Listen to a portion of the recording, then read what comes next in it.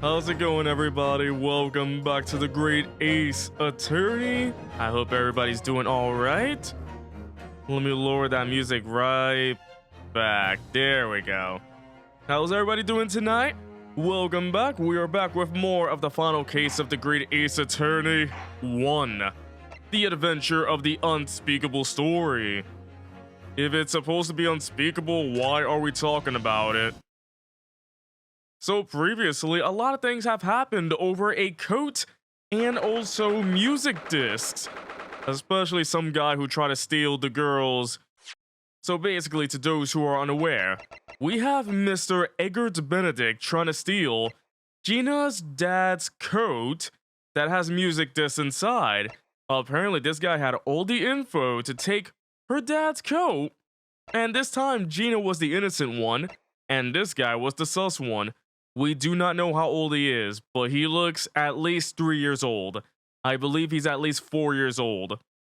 But of course, thanks to Gregson, we got through with that, and also this guy wants to keep shooting himself for some reason. I am not lying. This guy always has a gun to his head for some reason, but that's the kind of character he is. He's the funny one. Now here we are in Baker Street. Like Sherlock Holmes. See, that's why I ate grown-ups. All they do is feed you a pack of lies and take stuff away from ya. Wait, there's a new Hat in Time DLC? Say what? Oh really, Miss Lestrade? Tell me, is that overcoat keeping you warm? But yeah, she got the coat back. What? Oh my, surely you were given that. Yeah, the D let me keep it after I looked daggers at him for long enough. He went through the pockets and then said, "Go on then, have it before telling me to scarper." Always pays off giving people a look like you ate them. Like you ate them, like you literally ate them, like I can't help feeling that it's going to get you into serious trouble one day. I wish I had that coin. What I really wanted was that nice shiny disc mind. The music box disc? But Mr. Windybank said it was practically worthless. I think I'm gonna go and have another bash. Give him a long, odd stare. So wait, what is this new Hat in Time DLC? What's it all about? I think not, Miss Lestrade. We shan't enter Windybanks again today. By the way, can I get an audio check? Does everything sound okay to everybody? Why not? That's not fair. It can't be helped, I'm afraid.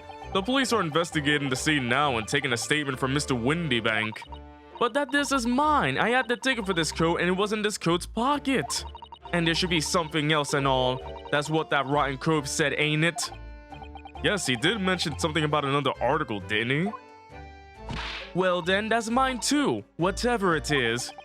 Now she's really pushing her luck, like calm down there. If there was a bunch of Pokemon cards in that coat, you know I'd be stabbing somebody for those. Especially if it's a rare and elusive Mr. Mime card. Miss Lestrade, I think it's time to admit defeat. You've had your haul for the day. Yeah, and it's all your fault, chums.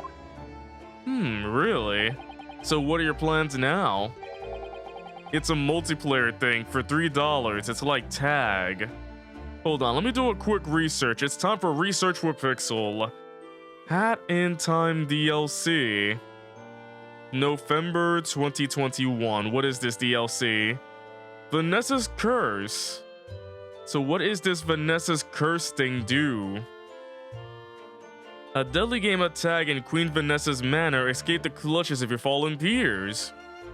Interesting. It's literally just a game of tag. A game of deadly tag. Collect crowns and souls to obtain new unlockable cosmetics. That is interesting. So $3 for a tag, I guess? I don't know. That's really odd though. Out of anything to make DLC, it's a game of tag? I hope it's fun though. I really hope it's fun. It's really glitchy right now. How so? So what are your plans now? Will you dine with us in the evening? Yeah? Food. Oh, that's a bug right there. Where'd you come from? I don't think I got it. Yeah, never mind. I didn't get it. I saw the bug, but and then I pushed a tissue down on it, and then when I looked at the tissue, it disappeared. I guess the bug's a hacker. Oh wait, so the game has hacked. Wow, that stinks right there. Imagine paying $3 for a DLC that people can easily hack right now. Hopefully the Gears for Breakfast crew can do something about that. That really does suck. Iris will be delighted to cook, I'm sure, and I might entertain you with a modest violin recital. I guess. Nota. Oh.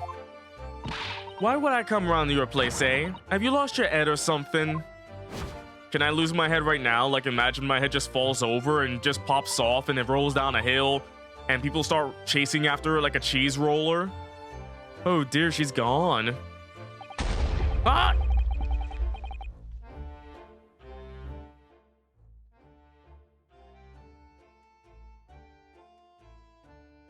I think Pixel went boom. Well, thank you, Sholmes. Having reviled on me quite unnecessarily, I might add. I can't help wondering if perhaps she might turn up anyway.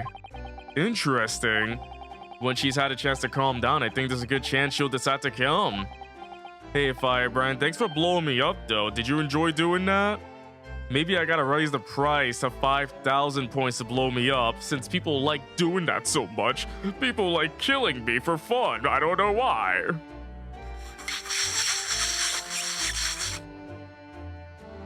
Ah, delicious. Very well then. I'll inform Iris to set a place for our potential guests at the dinner table this evening. And one more thing, I should be glad of your company later too. Sorry?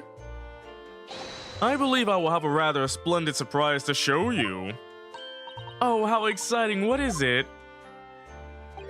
You shall have to wait and see, Mr. Sato. Until later then. But yeah, I'm doing alright today, nothing crazy, just a regular day of work. I took a nap and now I'm here. I don't have work tomorrow, so I'm gonna focus on recording things tomorrow. But I hope all of you are doing alright tonight. I hope everybody's having a wonderful Sunday. Let's go look around here. Oh yes, this is the building where he lives in. I like it, it's pretty cool. It's already been 2 months since we started taking lodgings here above Mr. Strom's office. Ooh, I still can't quite believe it. I never expected things would turn out like this. Oh, I know. To actually be sharing accommodation with the world's greatest detective. Christmas decorating, huh? You know what I should do? Like behind me, just have a Christmas tree and fill it with nothing but sloth decorations, but that costs a lot of money, so maybe next year, next Christmas, I'll have a mini tree and fill it with sloth decorations, because there are sloth decorations. We would have a very slothy tree. The Christmas tree will be nothing but sloths. You'll barely see any tree, but you'll see nothing but sloths. If you look through the sloths, maybe you might find tree, but who cares about the tree? It's the Christmas sloth, of course. If I ever find myself before a court of law now, I will have not one regret. I don't know what you're talking about, but I'd be happy to defend you, of course. Hold on, let me get this mic a little closer to me mouth. So I've been checking my emotes recently, you know, to see if I got the animated emotes unlocked, and apparently I don't. Not yet though, but soon, hopefully soon I'll get the animated emote. And who knows, maybe I'll have this one ready. This one is from a different site, but I want to have this as an official Pixels by Night emote, the Pet the Sloth one. I love the Pet the Sloth one.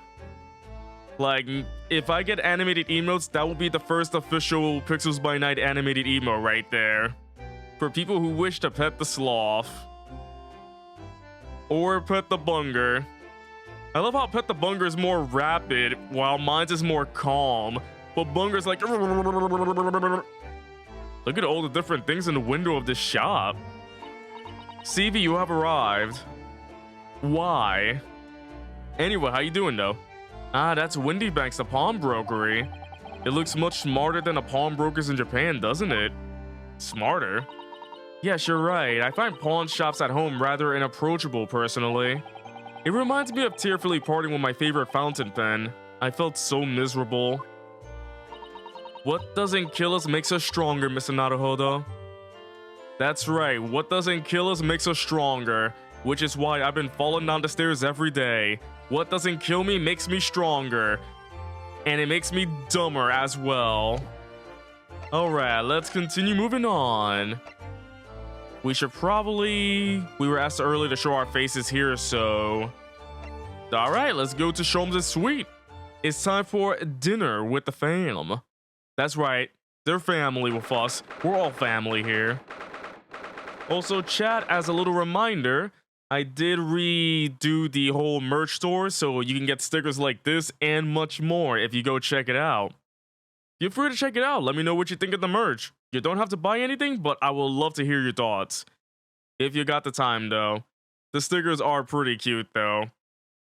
Maybe I should have a lot of these and just stick them everywhere. I'll put them everywhere. They'll be on my face. Ah, Susie and Runo, come in, come in. Good afternoon, Iris. I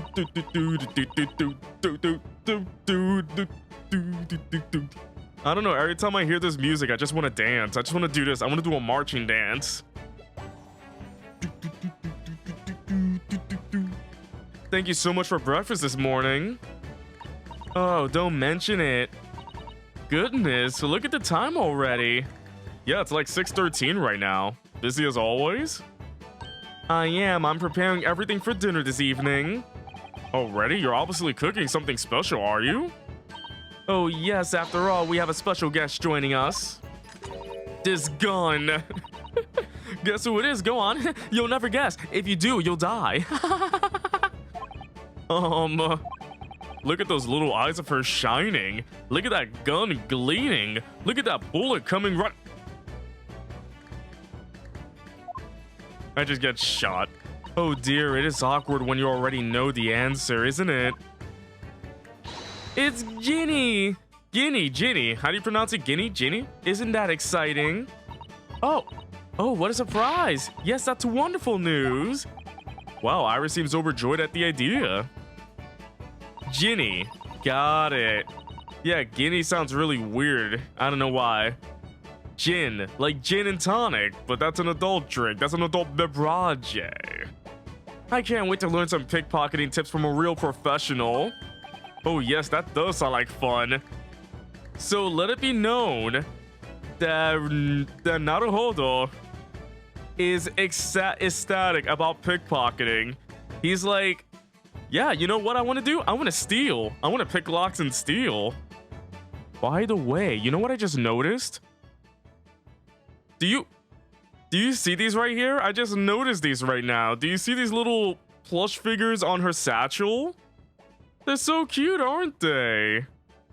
Aww. They're so cute. Look at them. Look at them. Look at them. Look at them. That's the kind of merch I want to make in the future. I want to make mini slops for your backpack. That's what I want to do. I'm not sure it's entirely appropriate. Are you, Mr. Naruhodo? By the way, Iris, what's Mr. Sholmes up to? He's... Curly? Oh, he's been like that ever since he got back. Don't tell me he's depressed again. Hello, Mr. Sholmes. I beg that you won't speak to me. Sorry? I don't know who you are, but kindly take your leave. But Mr. Sholmes, it's me, your roommate. And they were roommates. As you can see, I'm not here. Oh. I don't know how to respond to that. I do apologize. When he gets like this, he's completely oblivious to everything. Yes, I see. Really, he behaves just like a child sometimes, Hurley does. Mr. Sholmes and Iris have something of a parent and child relationship, don't they? Yes, except that Iris is clearly the parent here. Come to think of it, I wonder where her real parents are. Gone, forever gone. What's the matter, Runo? You have ever such a funny look on your face. Oh, no, it's nothing. I know what it is. Why does this girl live here with Mr. Sholmes, you're wondering? Am I right? How? How did you... Heh. Oh, Runo, I can read you like a book. A fan fiction book. Wow. You have issues. Ugh, this girl is dangerous. Don't worry, you can ask me anything, I won't mind. Alright, first of all, I want to show you my armband. Would you mind if I showed you this, Iris? It's just a boring old thing, really, but... Oh, I don't really like boring things. It looks like Japanese modesty is easily misinterpreted by young Western children. I mean, who does like boring things? No one wants to be shown something boring, right, chat? Come to think of it, you're always introducing things with, this is boring, but it's a bad habit. You should stop it. I'll be sure to let the entire population of the Empire of Japan know on my return. So, the thing, did he just call Kazuma's armband boring? He literally called his dead best friend's armband boring. Alright. Sure, why not? It's boring. We lived there for 2 months and it's boring now. So, by Jenny, you mean Miss Lestrade, the young woman from the McGilda case 2 months ago, right? Yes, who also stole my experimental smoke grenade launcher. Although, after that trial, I invited her back here and we had dinner together.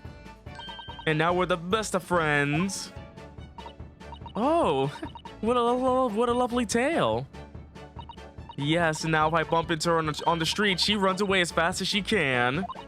Oh.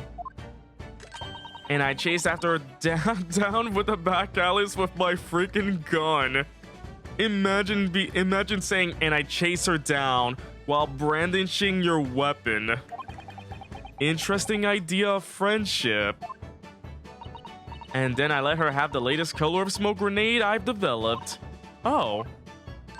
There are so many beautiful colors in the world. Ginny wants me to make a whole rainbow.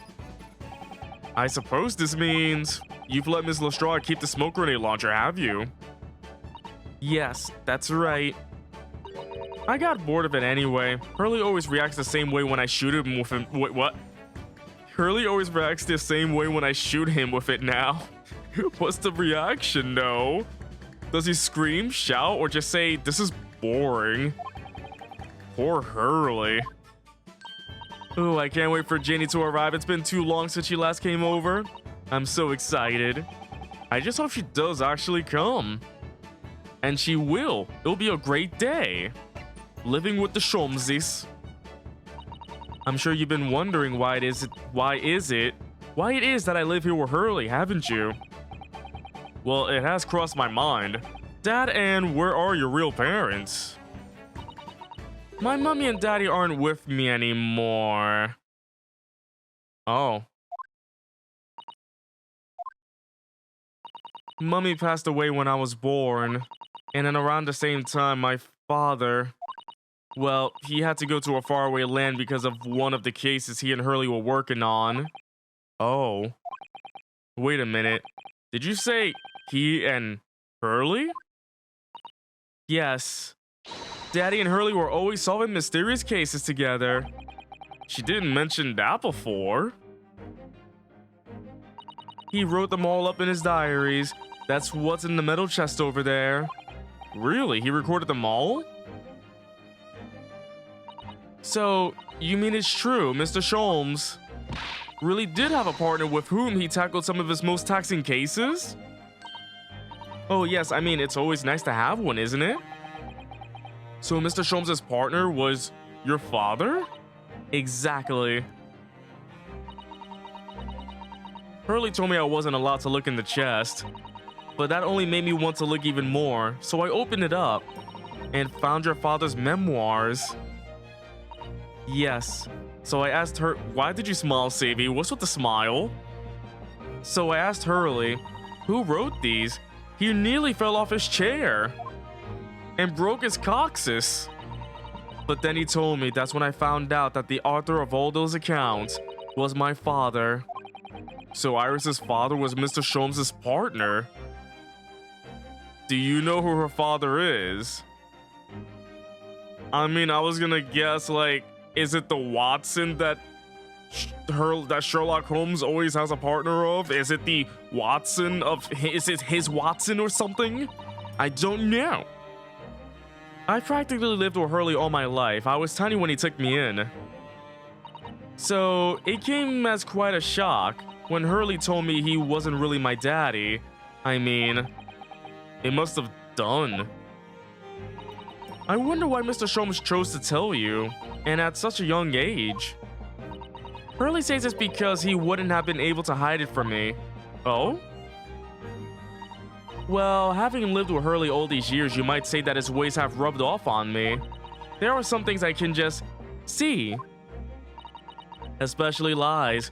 I almost know when people are lying before they open their mouths sometimes, chat. Right. Anyway, I was so fascinated when I read Daddy's diaries. That's what inspired me to write The Adventures of Sherlock Holmes, actually.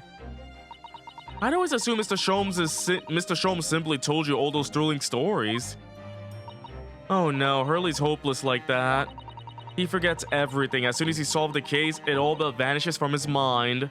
Just like me with every stream. What happened last time? I forget everything. So I think me and Hurley have a lot in common. We don't know what's going on. Oh, I see. The other day it was so embarrassing. As usual, he totally forgot about the case he just solved. So the very next day, he gathered together all the people involved and proceeded to solve the case again. Wait, what? It was quite a shock for everyone. You can say that again. It was a shock for everyone. You share your father's surname, don't you, Iris? That's right, Wilson. Daddy is Dr. John H. Wilson. Ah, so it is the oh, Wilson, not Watson. Wilson. I learned from his diaries that he's a doctor of medicine, you see. Or is the Watson the Wilson? Did they change Watson to Wilson, or is it always Wilson? John H. Wilson. Does that... Wilson. That sounds kind of... Is it not coming up on my head? I can't remember. That's what prompted me to study so that I could earn a doctorate as well. Wait. Hold on. I'll remember very soon. Okay, once I do remember it, I'm gonna be like... I'm gonna scratch out my own eyeballs. Iris's father, who went to some distant... Is it the freaking shaky guy? The guy who was living in that house with the books and everything? That's the father? You are the father. And is a doctor by the name of John H. Wilson. The court will now hear the trial of Ryunosuke Naruhodo. Kindly state before the court the name of the victim in this case. The victim's name was Dr. John H. Wilson. Oh, the dead guy. Oh! The very first case, the very first victim, her father's... She doesn't even know? Oh... That was the one at the restaurant, right? Where we met the detective and everything. Oh... That's right, visiting professor of medicine at Imperial Yume University. And the man who, in the most bizarre of circumstances, lost his life just before we left Japan, and there's a friggin' eyelash in my eye. Miss Susato. Yes. Perhaps we shouldn't pursue this conversation any further at this time. I think that would be for the best. That stinks. We can't bring Iris down like... Ah, my dear fellows, how good to see you! And then we just see his face right there. We just hear everybody going crazy. There we go. That's the face everybody loves right there. It is Mr. Sholmes himself. That is the face a guy and a girl and anybody else in between can love. Oh, goodness. Oh, you forgot about him, but yeah, the reminder did help. I remember that case now. Ah, my dear fellows, how good to see you. Ah! Mr. Sholmes! Why ever did you not make your presence known to me before? Well, no matter now. So, how the devil are ya? We've been with you for most of the day. Goodness, really? Oh, what a character, what a card. He forgot us already. Do tell me, Mr. Sholmes, is your violin unscathed? My violin? Whatever are you talking about, dear madam? Never mind that now. I have something far more. Does he have short-term memory loss or something? I think this guy has some sort of short-term loss. Loss. Never mind that now. I have something far more interesting to show you. Behold, my dear fellows. It is a cheese grater. Oh, another music box disc.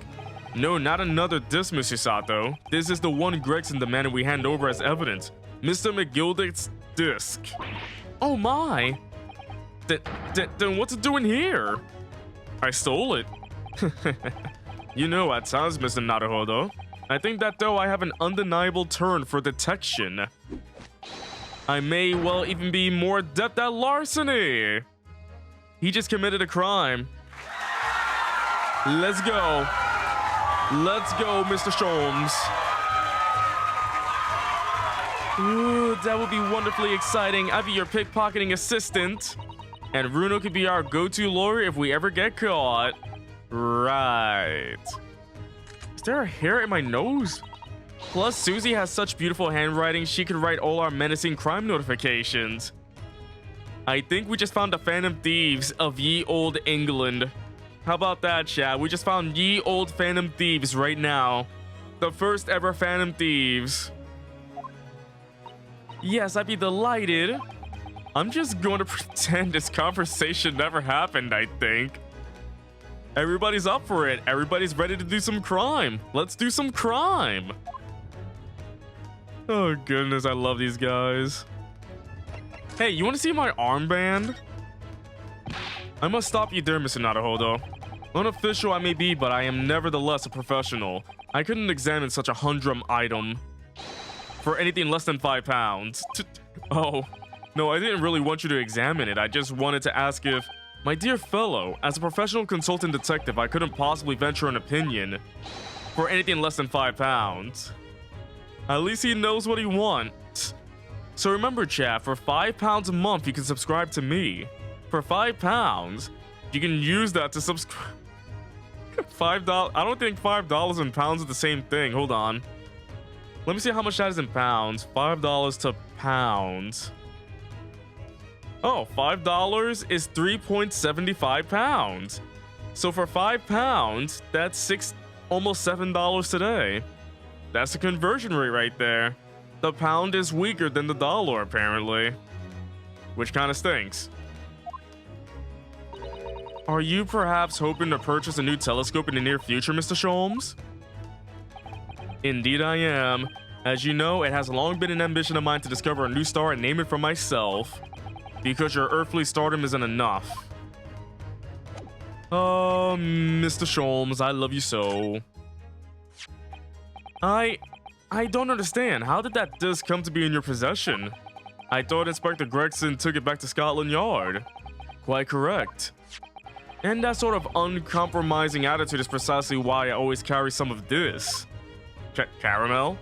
That's a bar caramel, Mr. Sholmes. Your one and only friend in times of loneliness, if I'm not mistaken.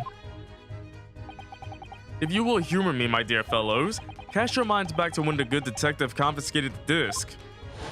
Did he swap it off for a bar of caramel? I'll be taking that whatever it is of Mr. McGildic's down to the yard, thank you very much. So hand it over. Oh, yes, of course. If the police demand something as evidence, my dear fellow, we have no choice but to capitulate. Capitulate.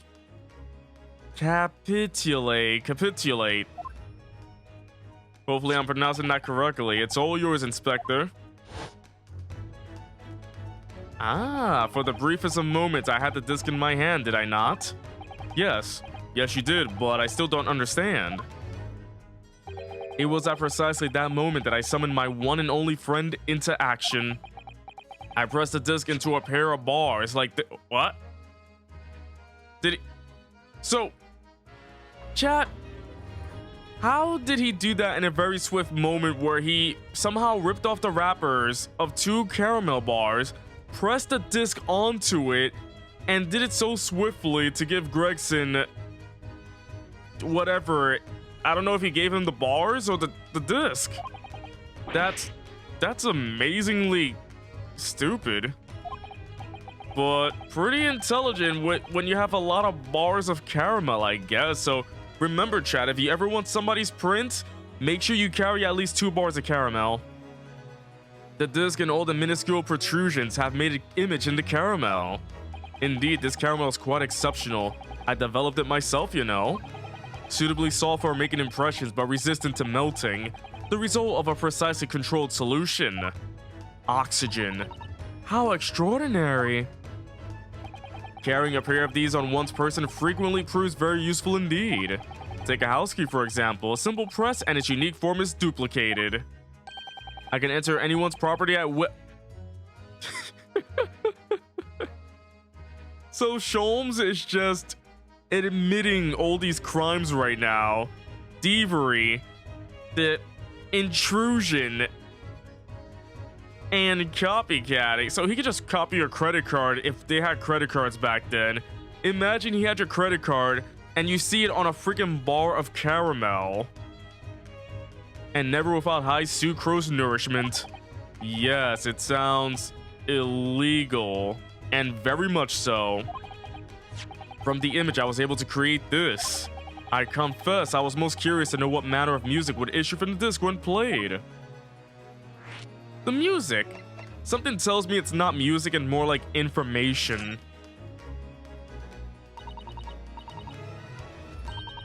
Do tell us then, Mr. Sholmes, what music does the disc play? Well, unfortunately, I have no idea.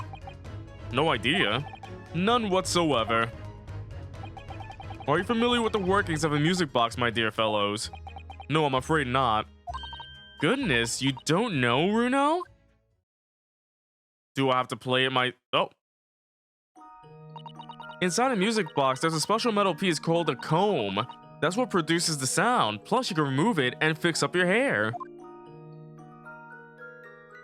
Small protuberances pluck the different teeth of the comb as they rotate past it, making the different notes.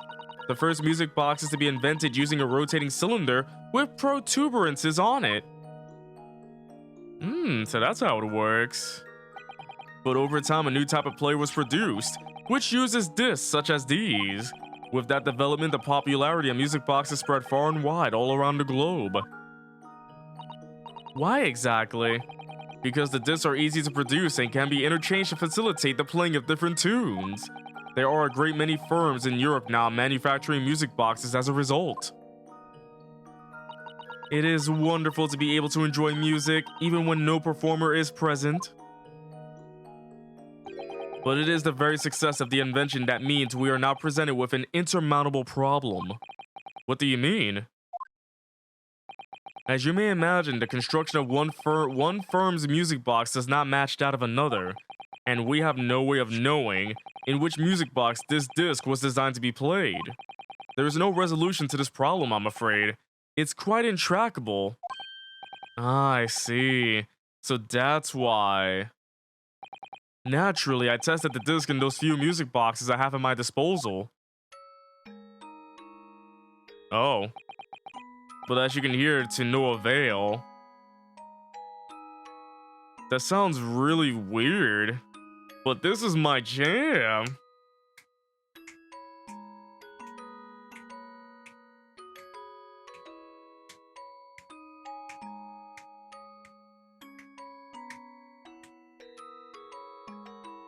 Oh man, imagine me playing this. Man, I wish I can play this well.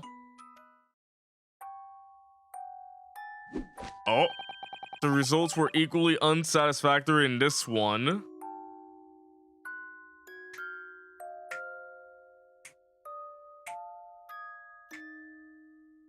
I love this. So, I am presently engaged in acquiring an example of all the music boxes ever made in Europe. Every single one? That's Hurley for ya, always taking things too far. But my dear girl, an unsolved riddle is quite repugnant to my constitution. But surely all the different types in Europe will amount to a huge volume of music boxes, won't it? Yes, that is certainly true. In the worst case, I shall just have to ask you to vacate the attic room. So, the room is just gonna be filled up with music boxes. Imagine sleeping surrounded by music boxes. Hello, Wolfstar, how you doing? Welcome to the stream. How you do? What? Who's been making VTuber models? Is it me? I really hope it's me. Am I the one making VTuber models? I really wish it was me. But if I have to really guess, is it you? Magnus McGilden, not a name I expected to hear again so soon. Yes, it's only been 2 months since that grisly case. Oh, you're making VTuber models. Congratulations. How do you do? Are you doing 2D, 3D? What you do? What the heck is going on downstairs? It's just getting... I just hear loud slamming noises. Ah, 2D. Nice. Do you have any examples? Mr. McGilden perished within hours of the trial's conclusion. He did die. Was it the curse of the Reaper? No one knows still now. The omnibus was reduced to a pile of ash. Not a shred of evidence remained. And with the man's death, the truth about the murder in which he was so intimately involved was buried. Alright, let me know when you put them up. I'll check them out in a quick sec. Even though we successfully established Mr. McGilden's innocence in the trial, the newspapers are still claiming that it remains an unsolved case. You got your persona, a raccoon's. You made a spam tune? Yeah, a spam tune model. Who the heck is spam tune? Actually, I like spam tune. We need Spamton versus spam tune. The murder of the brickmaker, Mr. Thrice Fired Mason. Oh, that's bright.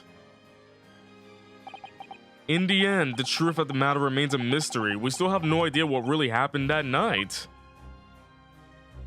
And that's the guy who died. Sans as well? Let's see. Huh. Those are models right there. I do see the models.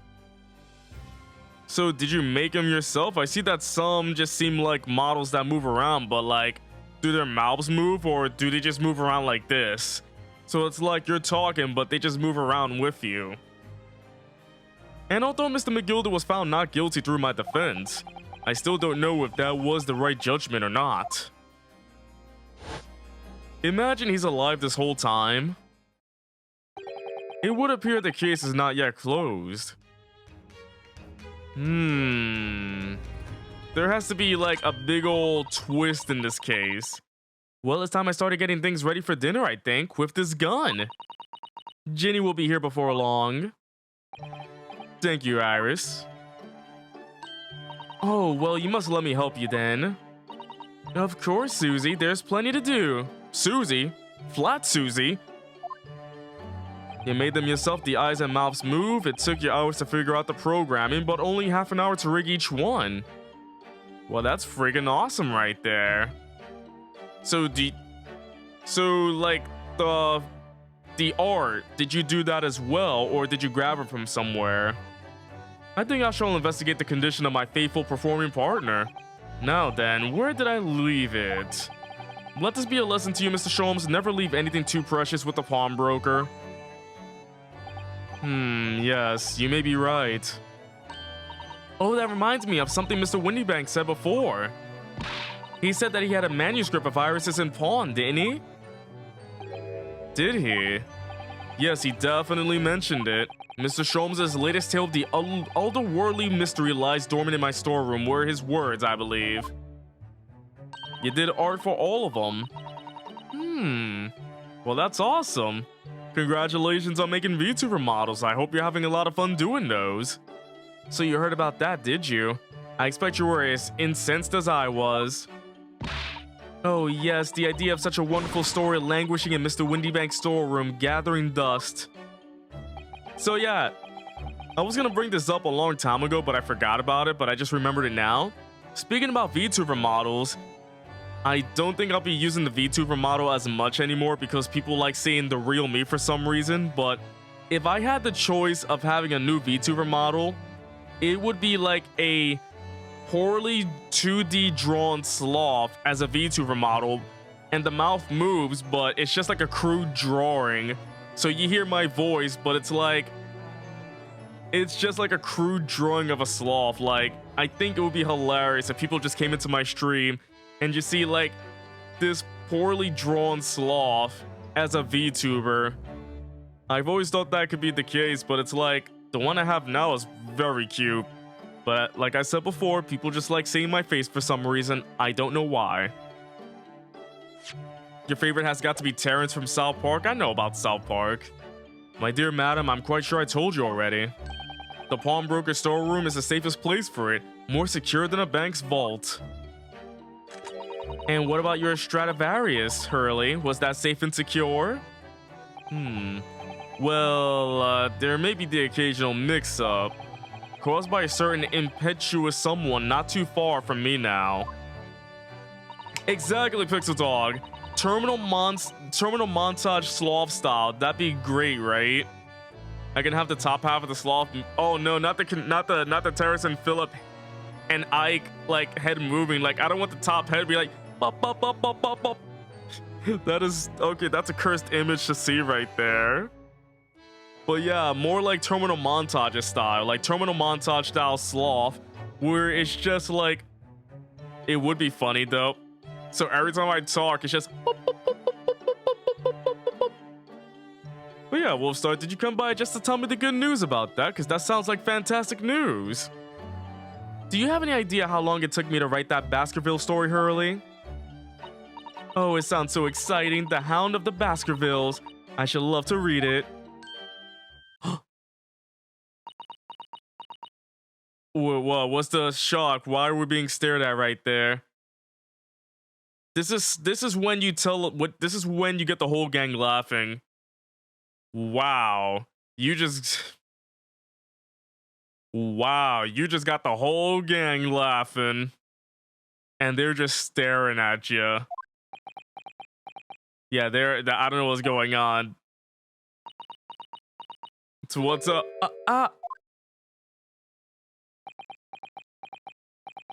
What's going on here? Why is it so awkward? Why does it feel like an icy chill just swept through the room? Me when Hound of the Baskervilles. But yeah, chat, if you ever find a VTuber artist who can actually draw in that kind of style, like a crude sloth drawing, like 2D VTuber models but crudely drawn, do let me know so I can like bookmark it. Or if somebody can just do that, that'd be awesome. I would love to do a stream with a crudely drawn sloth. But like I said, people just like my face. I don't know why. It's creepy. Susie, what did you just say? You said the Hound of the Baskervilles. But how could you know the full title? Well, that's... Susato's from the future. That's because Miss Susato is such a great fan of all the stories about Mr. Sholmes, of course. No, Wolfstar, you don't have to do that. I don't want people doing that unless, you know, I actually commission it off somebody. But Bruno, the Hound of the Baskervilles has never been published. What? When I showed Hurley the manuscript, he told me that I wasn't allowed to publish it yet. I don't understand. That's why he said he'd keep it safe until it was the right time for the story to be made public, you see? So that's why the manuscript is at Windybanks? And yet, how could Susie here know its title? Well, Hurley, what's going on? Uh-oh. Wait, what is it, Mr. Sholmes? It would appear our guest has arrived. Oh, now we're just skipping straight up. She's just there like, yes, I'm here. Yes, what you want? What you say? Miss Lestrade. Even you don't know the whole deal with the Hound of the Baskervilles yet, but you have some ideas? Hmm. Something tells me like she knows about it, but where?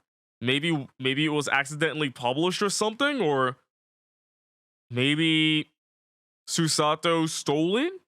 Susato's a master thief and we just didn't even know it. Aw, Gina. Yeah, I don't know how she knows either. She knows somehow. There has to be something with Susato, but if you beat this game, right? Like you beat the first game, CV, so it was never explained. This was a bad idea. I knew I weren't welcome. I'm going. Whoa. No way, Miss Lestrade. Okay, I'm back. What you want? We've all been eagerly awaiting your arrival with big grinning smiles from ear to ear. Haven't we, Iris? Wow, this is awkward as heck. Oh yes, just wait there, Ginny. We'll have everything ready in a jiffy. Come along, Susie. Come along, Susie. Come over here, Susie. Get your head over here. How do you know about the store? Gonna hurt you so much right now. Oh, you're sure everything will be... Oh, so you haven't played the second game. I got you now. Right, of course. Please don't shoot me. It's a pleasure to see you here, Miss Lestrade. Please, make yourself at home. Don't stand in the doorway, my dear girl. Come along in. What say you to some Mendelssohn? I won't take no for an answer. What the flip is Mendelssohn? Hold on, I'm gonna do another search. Let's see. Mendelssohn. Well, there's Felix Mendelssohn, who is a composer, but I want to know about food. This is Mendelssohn? Mendelssohn. It's not telling me what it is, but it's a weird looking food. Huh. Well, he won't take no for an answer. Meddlesome it is then. What the heck are you talking about? Oh.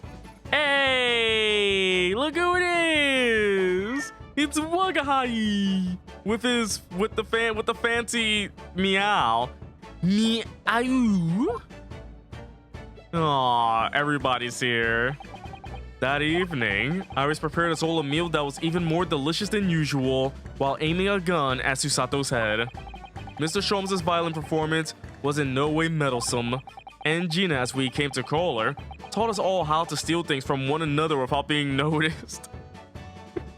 I can't wait for the second game where freaking Naruhodo-san just steals everything for evidence. He's like, yoink, mine now. Evidence, yoink, yoink, yoink. Evidence stolen. Everyone thoroughly enjoyed themselves well into the night. To be continued, right? Nope, we're continuing on.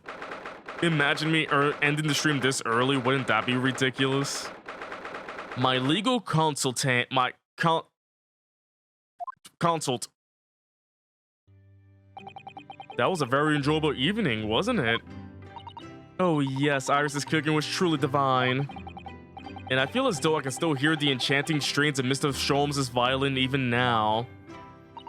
Best of all, I bet I can steal the glasses from his lordship's face next time we're in court.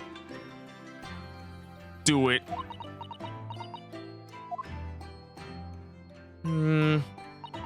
Naruhodo-san, could I consult with you about something, I wonder? What's the matter, Susato-san? It's about the telegram I received. Ah, the one that arrived first thing this morning, I suppose. I've been summoned. Summoned? Wait, what? Summoned? What do you mean summoned? The telegram was from the Lord Chief Justice's office. Lord Strongheart has asked to see me. The Lord Chief Justice? When? Tomorrow morning. What? Then we have to start preparing at once. Oh no, that won't be necessary, Naruhodo-san. I've been summoned alone. Alone? What on earth for? I have no idea. I suppose I shall find out tomorrow. I knew it. Susato-san is sus. You can't spell Susato without sus. There's something going on with Susato. What's all this about? Whatever it is making me feel very uneasy. Oh, I almost thought that was real right there. I almost felt like it was right there, that door right there. What the heck is with the real door knocking sound? Dang it, Capcom. Oh, who could that be, I wonder? Good evening, friends. Ah, Iris, hello again. Hey, Gina. And Gina too. Yes, Ginny's gonna stay with us tonight. She's gonna sleep in with me. Sleepover! Isn't that right, Ginny? Well, yeah. Why is she so embarrassed? We're all friends here. How lovely. Let me make a pot of tea. Tea? She said the magic word tea. Let's go. Let's go. You know, I've learned so much today. Oh, what in particular? All those things Ginny showed us, wasn't it wonderful? You mean all those pickpocketing techniques? We had fun trying them out on each other, didn't we? I made $20 today. I think I've awakened a natural talent. I could earn a living from it, literally. You might be getting ahead of yourself a little there. So what brings you up to our humble quarters at this late hour? Well, you see, I came to return it. Oh, she stole that from me. Oh, it's right there. Then what's the other one then, huh? Wait, what? That's mine. Oh my, however did you... I told you, didn't I? I have a natural talent for it. Oh yes, I've forgotten. Iris literally is a child genius. Can't believe she's gonna become a future prosecutor at the age of 5. So anyway, here, you can have it back. Not that I really understand why you wear it though. Ah, thank you. Alright then, good night. Yes, good night. So yeah, to everybody in chat, I just want to let you know that next week's schedule, I will be streaming 3 times a week. Let me just double check again, when is that happening. So next week's schedule, I will be streaming Wednesday, Saturday, and Sunday. So I'll be streaming all my days except Friday next week. Double the Great Ace Attorney. I will make sure to do both Ace Attorney streams. And I will be starting a new game next week. Most likely the new Guardians of the Galaxy game, because I really wanted to play that. You know, the one that had that long 15-minute trailer back at E3, to anybody who remembers that. I'm looking forward to playing that. That'll be the new game for the while before I return to Nuzlocking again. I just want a break from Nuzlocking so I don't burn myself out. So, Great Ace Attorney will continue to be twice a week until finished. And then maybe after that, we might move on with 2, or maybe Danganronpa. We'll see. We'll find out. What do you think, chat? I want to know, chat. What do you think? After Great Ace Attorney, should we move on with Great Ace Attorney 2? Or Danganronpa? So this is your office, is it? What do you think, Ginny? I think I wouldn't fancy me chances with a lawyer who lives in a place like this. Yes, me too. 2? 2 what?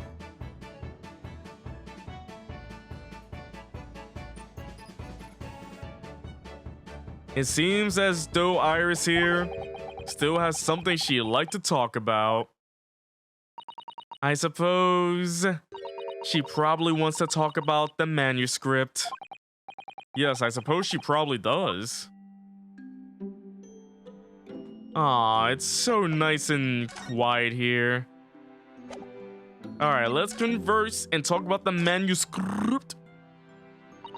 Iris, I suppose you're hoping to talk about the manuscript, aren't you? Aren't you going to tell me? By the way, chat, it's kind of crazy how I've gone this far into the case and we haven't procured a second piece of... We haven't procured any evidence yet. So I'm wondering, what's going on in this case? There hasn't seemed to be like anything of a murder yet. So I don't know what's going on, what's going to happen in this final case, but I'm ready. Like, I'm trying to figure out what is the case. Is there gonna be a trial? Okay, so what? I don't know. Let's continue. I'm so sorry. I need a little more time, please. All right, I understand. I hope I haven't made you feel awkward. Oh no, not at all, Iris. Not at all. I don't know what all this is about really, but it's a story you made up, is it, Iris? This mental script or whatever you call it? What's all this then? It's not exactly a story that I made up. It's something I read in Daddy's diaries. So it's a real story. Daddy's? That's right. I don't suppose I've mentioned it to you before, Jenny, but my daddy was Hurley's assistant once. His partner. They solved all sorts of strange and mysterious cases together. Is that right, mister?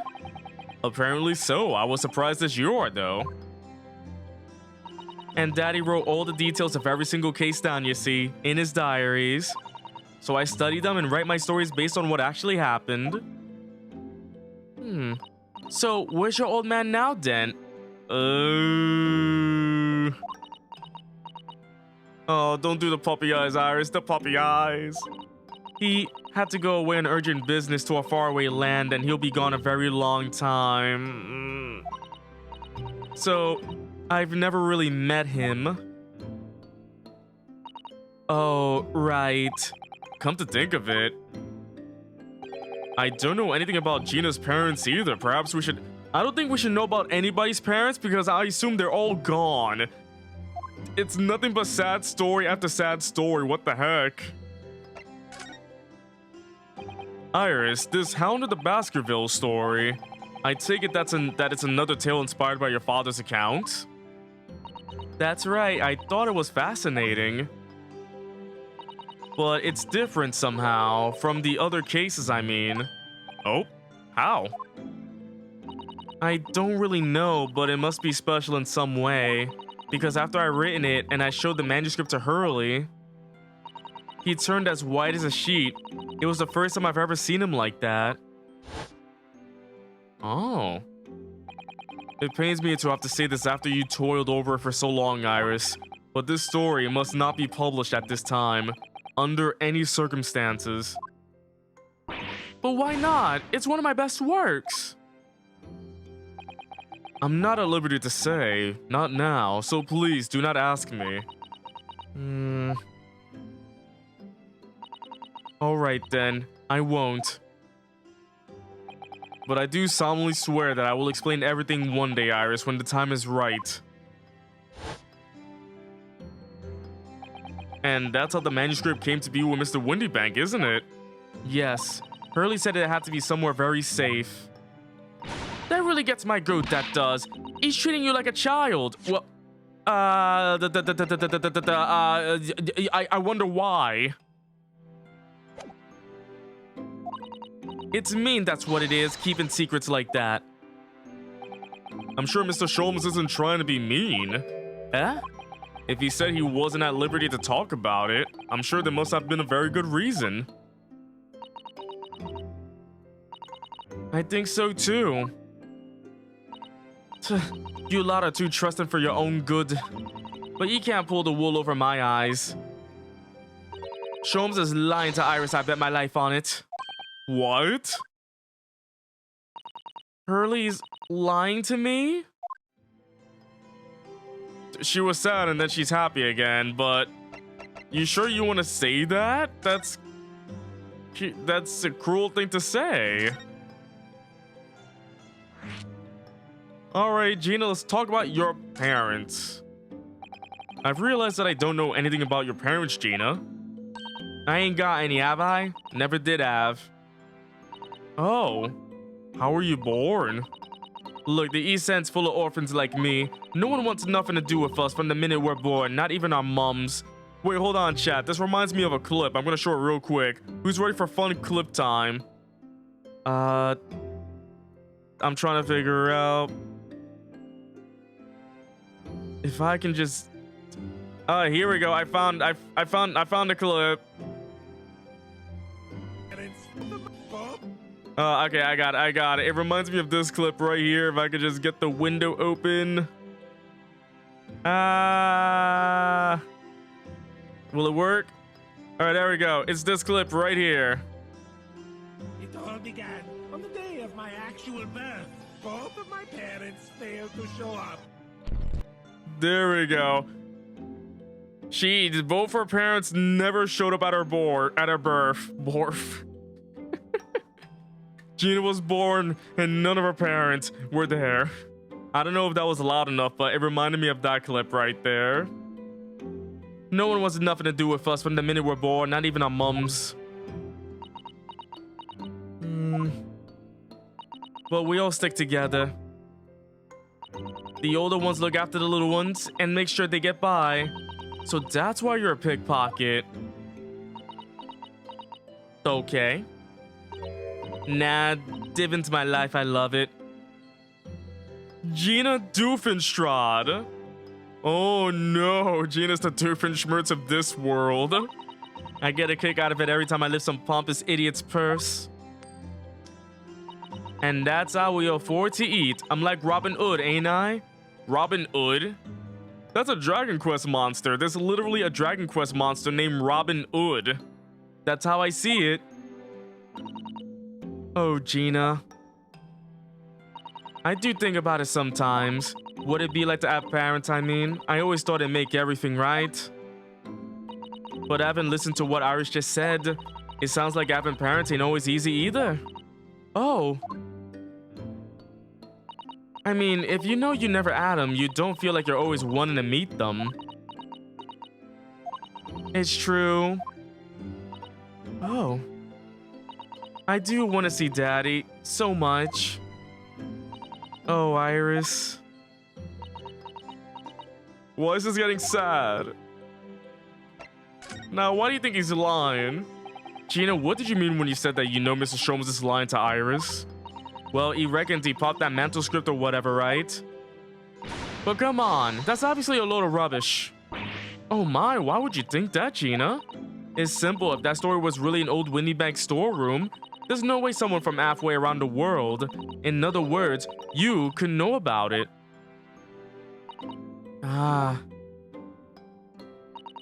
Sorry, Iris, but if you ask me, he sold it. Without telling you. But Hurley would never do something like that. I'm sure of it. Grown-ups do a lot worse than that, believe me. Barefaced lies, a lot of them. You just ain't realized it yet.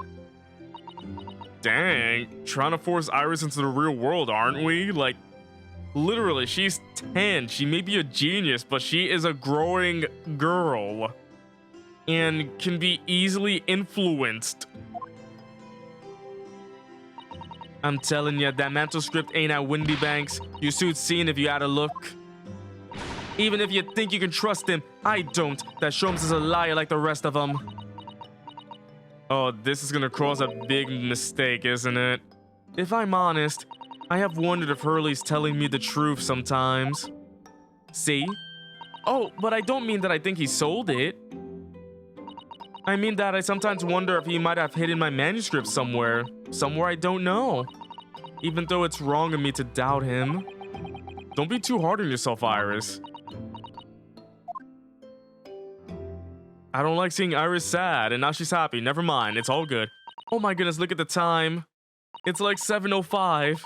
Come along, Ginny, we should go back downstairs. Yeah, alright. And please, don't mention any of this stuff.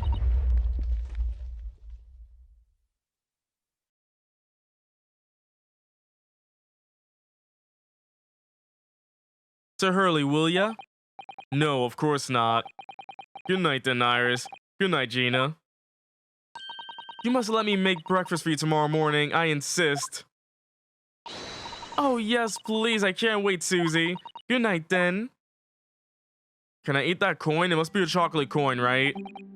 Iris, it sure is easy to forget, isn't it? Sometimes she speaks just like an adult.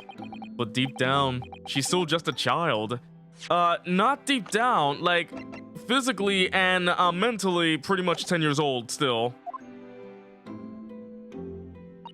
Well, I think it's time that I turned in for the night too, Naruhodo-san. Good night. And that'll be the end. Thank you for watching. Dr. John H. Wilson, Iris's father, but also the name of the murdered visiting professor at UMaine University. It can't be a mere coincidence. There's something deeper going on.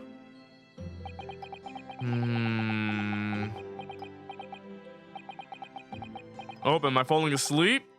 It's sleepy time. It's sleeping time. It's sleeping time. It's time to party because it's sleeping time. Mr. Naruhodo. Mr. Naruhodo. That voice. That's Mr. Sholmes. Oh, Mr. Sholmes, I didn't know you.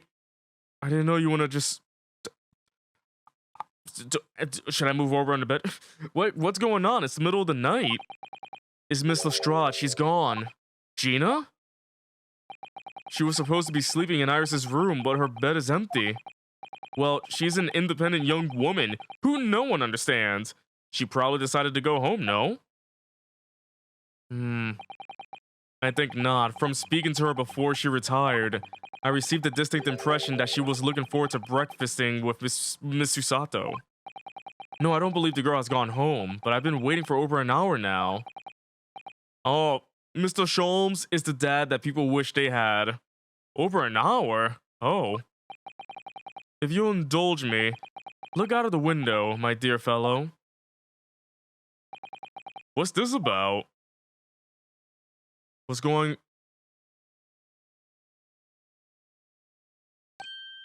Oh!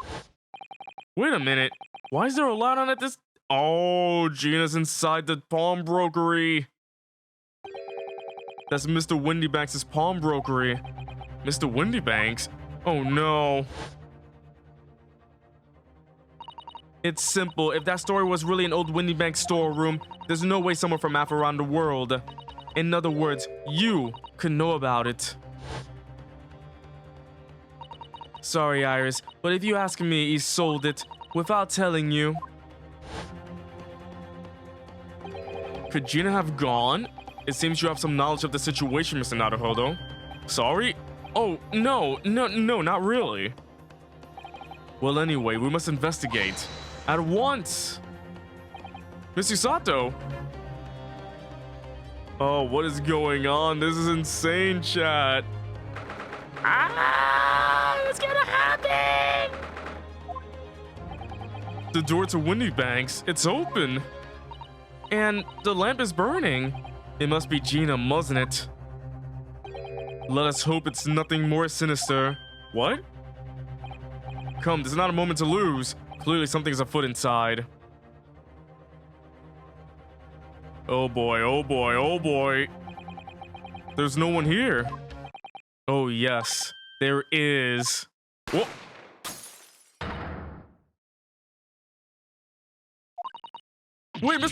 Wait, what? Mr. Sholmes, Mr. Sholmes! What the? Has Sholmes been shot? Leave me, Mr. Naruhodo. But after them, go!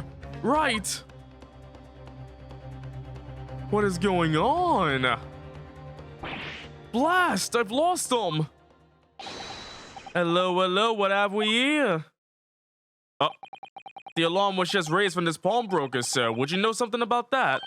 Officer, come with me. It's my friend, Mr. Sholmes. He's been shot. Shot.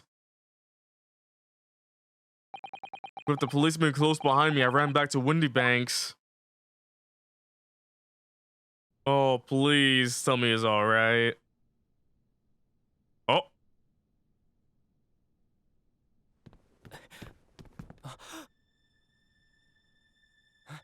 Mr. Sholmes! Mr. Naruhodo! How bad is it? Never mind me, but there's much at stake.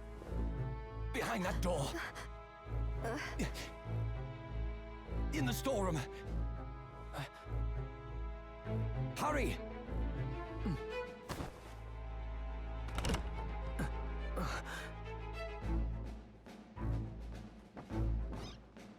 Oh.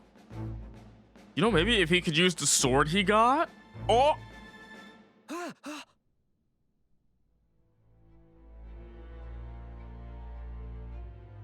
Wait, It's Gina. what is going on here? Did Mr. Windybank actually shoot himself? Or did somebody just shoot him?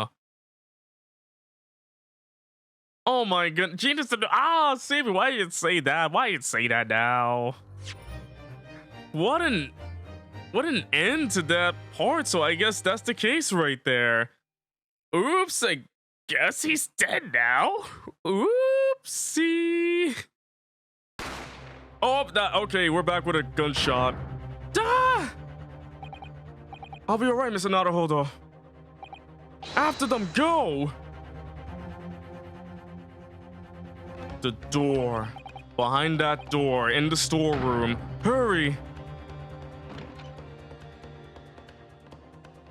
And... Oh... She's got the gun in her hand. Now I see why she's called the new Maya. It's Gina. Oh boy, so this is where it all begins. From that moment, Windybank's pawnbrokery became a crime scene. Everything that followed happened in a whirlwind of activity. The arrival of the police, the preliminary investigation of the scene, and the questioning. It was just before dawn before I was allowed back in my lodgings at 221B. Oh no, why Gina, why? Why her? There's tea being made, let's go. Morning tea, let's do it. Back in my room. Oh, Iris. A telegram came, but all it said was, wait at home. Oh yes, we've asked one of the policemen to have it sent. It was simply impossible to come back. When I woke up, I was all alone. Hurley and Ginny were gone. Everyone was gone. What happened, Runo? Poor Iris, she's trembling. She's obviously trying very hard not to let herself get too worried. I'll explain everything that I know. Something awful has happened, hasn't it? Yes, I'm afraid so. Aw, man. Poor Iris. I'm sorry to have to tell you this, Iris, but Mr. Windybank is dead. He was shot. We discovered it in the early hours of the morning. Oh, yes, I had a feeling. You did? Well, I saw all of those police carriages pulling up outside his shop, so I knew something must have happened there. When we entered Windybanks in the small hours, we disturbed the gang of two thugs. They ran out into the street and I chased after them, but they got away. So it was one of them who shot old Mr. Windybank, I suppose. I don't know, but that's not what the police believe at the moment. Oh, why not? They've arrested someone else as their prime suspect, you see. Gina. Ginny, but why? Well, the thing is... No, Ginny wouldn't do something like that. I know. None of us think she did it. Then why have they arrested her? I'm sorry. There was nothing I could do. Yeah, sure, Chad. This is what happens, right? So if they find you knocked out on the floor next to a dead body, but you have the weapon in your hand, apparently you're the prime suspect. Yeah, so you kill somebody and you decide to go to sleep right afterwards, or you suddenly knock out. So remember, chat, if you ever try to dispose of a body, do not take a nap near it. If you take a nap near a dead body, you will be sus. Do not be sus. Sleep away from the dead body.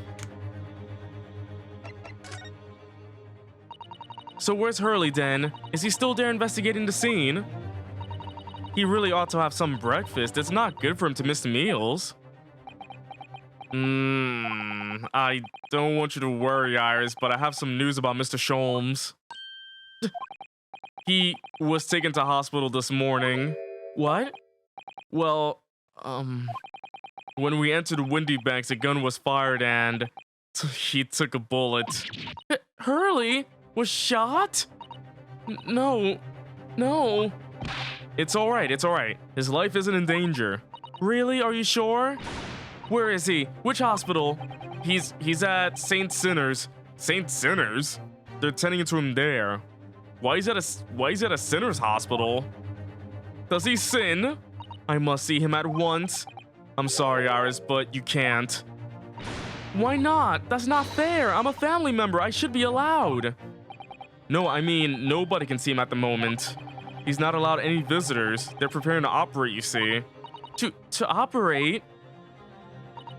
Oh, poor Hurley. It was the two thugs who were in Mr. Windybank's shop. They shot Mr. Sholmes when we disturbed them, you see. It was pitch black inside the shop at the time. My mind went totally blank, I'm afraid. I just froze. After them! Go! After that, I ran out onto the street, but, well, they were long gone. I shouldn't have hesitated. I'm so sorry, it's my fault. I let them get away. I think that's a very good thing. Sorry?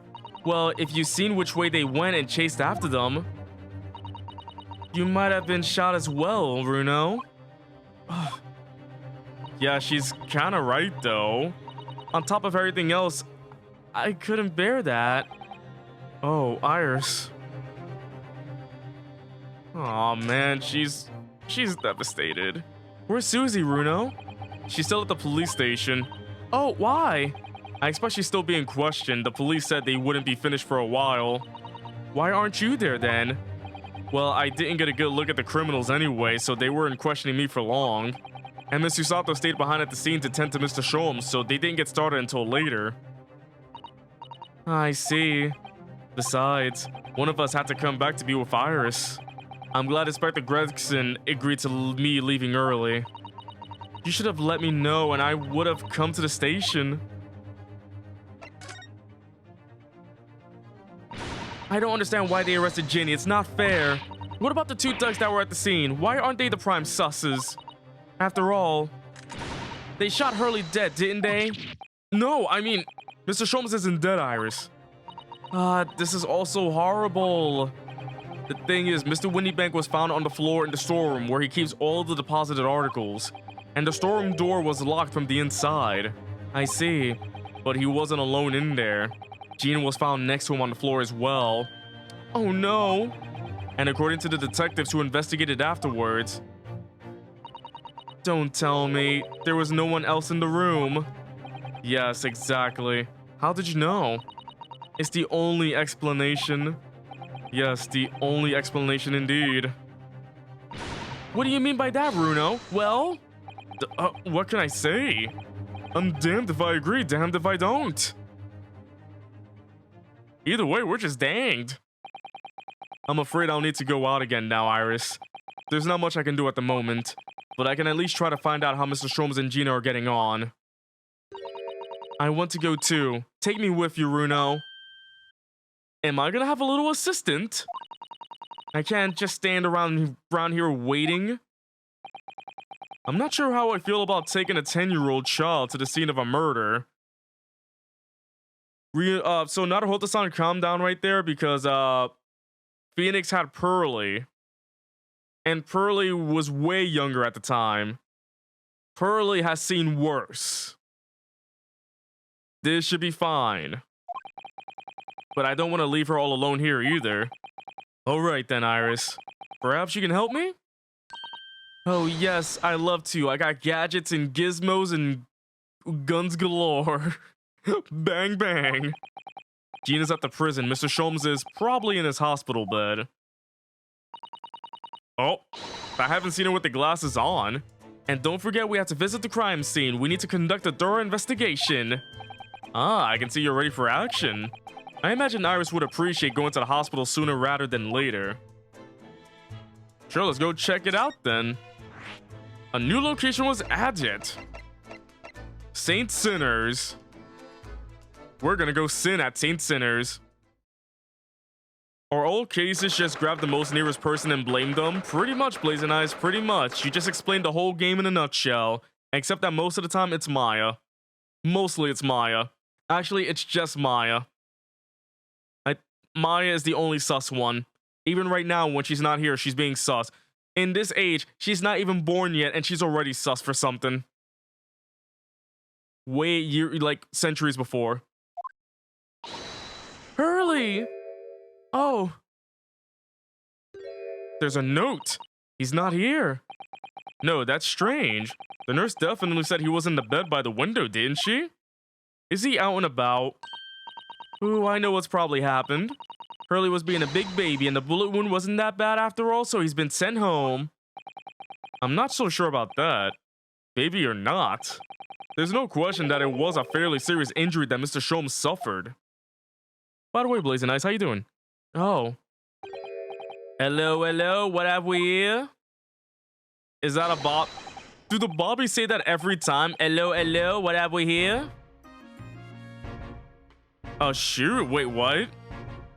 What the heck are you talking about, Venom? This water's off limits. No visiting, so what are y'all doing in the air? Well, I'll have you know, we're Hurley's next of kin. Oh, well, begging your pardon then, ma'am. No, not Bobby from Origami King. He has no eyes. Where are his eyes? Hold on a second. I want to see if I can... I want to do something real quick. Can we just do something real quick, chat? Let me see if I can actually get this open and everything. His eyes are gone. Come on, open the window. Open the window. I want to do something real quick.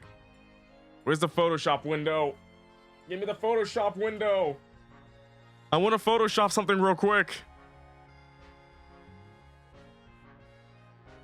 There we go.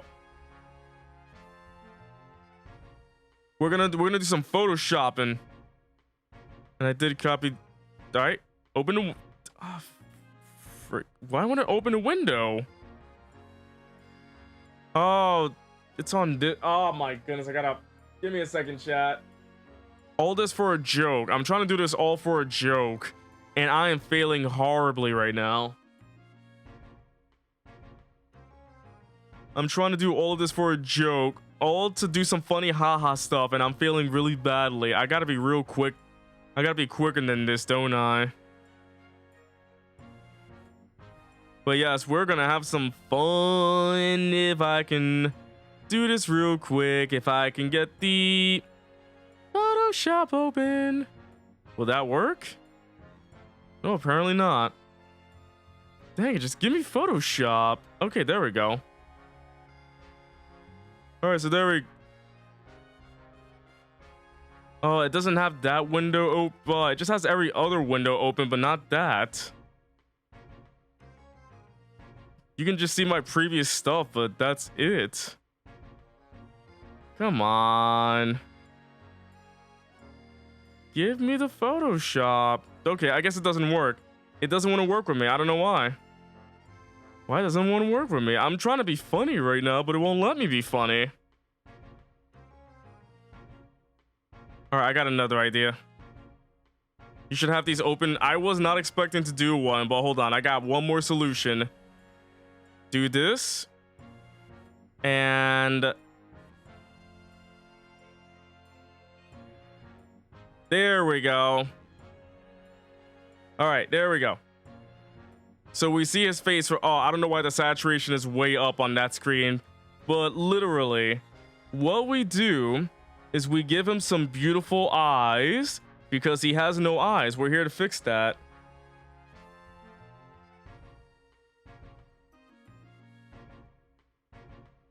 So what the heck? Oh, are you joking me? This is going horribly wrong because all the windows are on this side, but all right, there we go. So now we got that color. We have this color. There we go. That's all I wanted to do. I spent all this time just for this joke. Was that a good way to spend time right there, chat? Was that a good way to spend the time just to make that joke right there? Man, what a great way to spend some time right now. There we go. Perfect. Maybe I can give a little like smirk as well. So like, there we go. He looks very happy now, doesn't he? He's a very happy Bobby.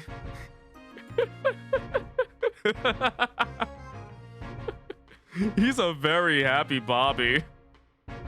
That was amazing. Okay, I hope that was, I really hope that was like a good use of time right there, because man, that took forever to do right there. A little lady and a curious Eastern gentleman, the great mystery solver as a mysterious family, eh? If that's how you see us, sure. Where is he, Constable? Where's Hurley? I believe he's currently in the operating theater, ma'am, undergoing an extensive operation. Extensive? It has been several hours since he went in. Oh dear, is he going to be alright? Well, it doesn't appear to be working, you see. The anesthetic, that is. Oh. I have heard a report that the gentleman claims he had made out a little too much to drink last night. Coffee, that is. Anyway, I think it would be fair to assume that you won't be back here for several hours yet. I see. Thank you, Constable. Perhaps we should leave and come back later. Oh, poor Hurley. So I guess we can't see him yet, but let's try to snack some good old medicine, shall we? What is this? There's a notice board on the wall here, look. Let's see, what does it say? Thought of the day, on seeing any vermin, calmly and discreetly inform matron. Do I count as vermin, chat? Am I vermin? Oh yes, they have rats and mice in hospitals like this that love to feast on all the medicine? Oh yeah, they love to feast on that oxycodone, I believe. If you don't deal with them, there's nothing left to treat the patients. Rats and mice? Oh, I see. This is a rather old building, I suppose. But the doctors and nurses are all very good, I hear. I certainly hope so for Mr. Sholmes' sake. But imagine they're not, like, they're the worst doctors to ever have around. Like, oh, well, bed. This must be Mr. Sholmes' bed. Poor Hurley. I know, it looks as stiff as a board, doesn't it? Oh, I don't think that will bother him. No? I often find him asleep face down on the floor, completely dead to the world. I think I'd call the police if I discovered someone like that. A body has been discovered. And it's Mr. Sholmes. His body has been discovered. Oh, wait, there's more. Crutches. I wonder what these are. Do you have any idea, Iris? Oh, haven't you ever seen crutches before? Let me explain. They're for people with leg injuries. To help them walk, you hold one under each arm, you see. Ah, right. I thought they were weapons of some sort. Why would there be weapons in a hospital?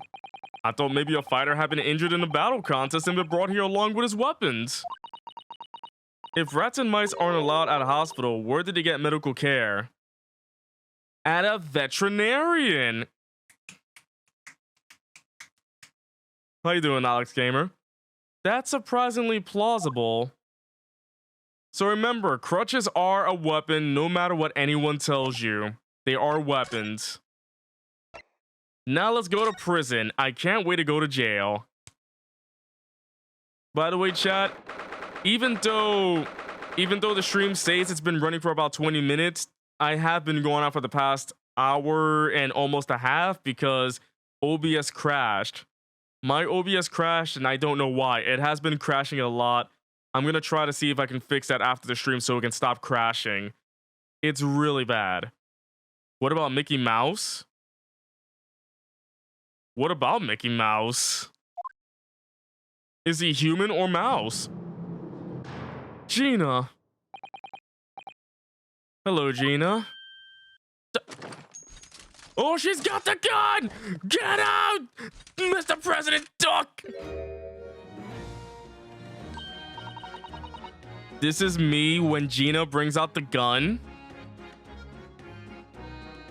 This is a good reaction image right there. That's a very good reaction image. Where would he get medical attention? I don't know. The garbage can? Oh, you still have the grenade launcher Hurley and I made. I wish you wouldn't point it at me all the time, though. But the thing is, if she shot it right now at that angle, it would hit the bar and she'd get blown up in smoke. What are you here for? Ginny, I have a feeling it's because of us that you've ended up in trouble.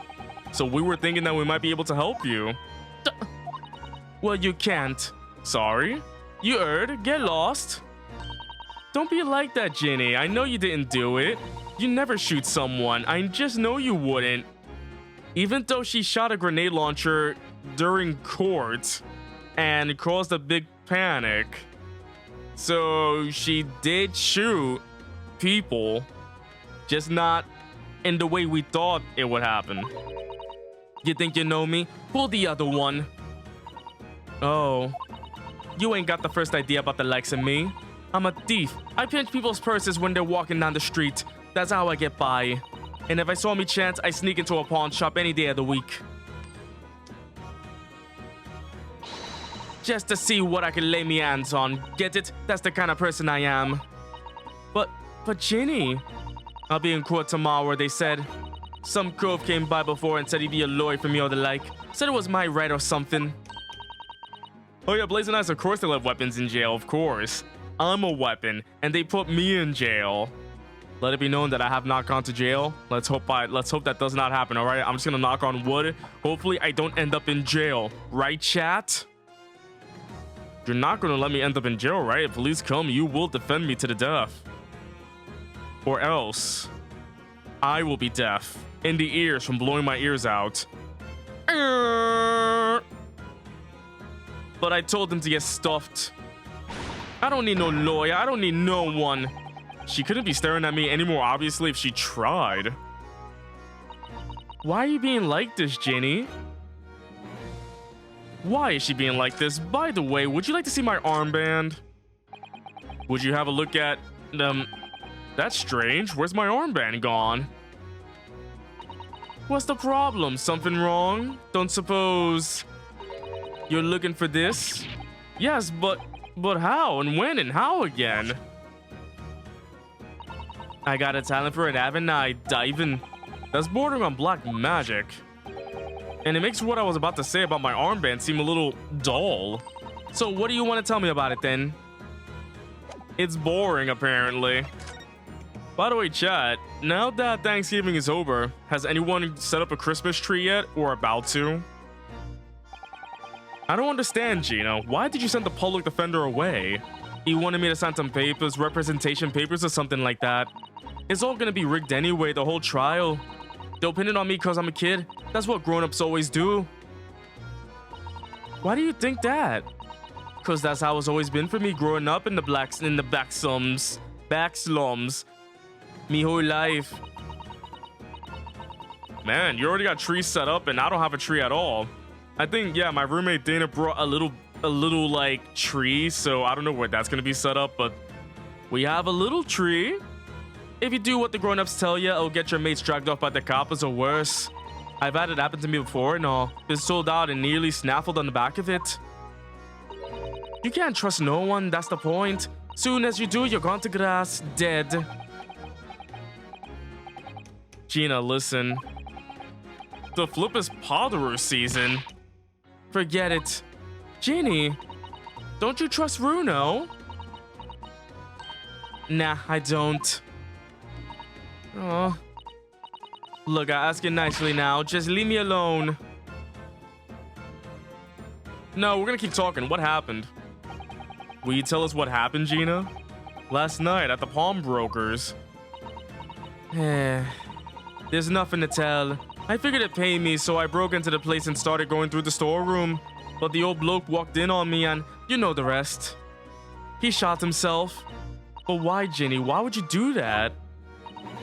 Ain't it obvious the place is full of stuff I could sell for a shilling or two? Diving ain't easy, you know. It's a lot of work and after time you don't even get nothing. Is that really why you broke into the place? Potterer or chibi anime characters in the Christmas outfit. Where's my Potterer? I want to be a Potterer. I want to be a Potterer. What? Are you sure the true reason wasn't something else? Oh, give it a rest. What be the point anyway, eh? Nothing I can say would make a blind bit of difference. Please tell us, Jenny. We'll believe you, whatever it is. Believe me, don't be daft. You can't believe nothing. Everyone lies all the time. And you know what? When it comes to liars, I'm the biggest of the lot. I've told some unforgivable lies, I have. What do you mean by that? What unforgivable lies?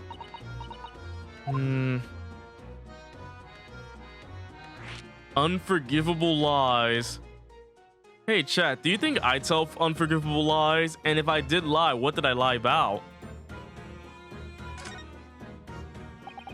What did you mean before, Gina, when you said you were the biggest liar of the lot? Why don't you tell us what these unforgivable lies you told are? Maybe we can help. Sorry. We're out of time. They're gonna want to question me now. Ginny, please. Oh yeah. I wanted to give you this. Something to remember me by. Is that a picture of a cat? Oh! It's Wagahai! It's so cute! Everybody look at the cute snowman! The snowman is so cute. A photographic print of a really adorable cat. That's not Wagahai. Then who the flip is that cat? Wagahai is a calico. Do I look like I know my cat breeds? I just know that I know a cat is just a cat. Could I just say I know that a cat is a cat and a dog is a dog and a sloth is a sloth? At least there isn't a different breed of sloth except for two-toed and three-toed.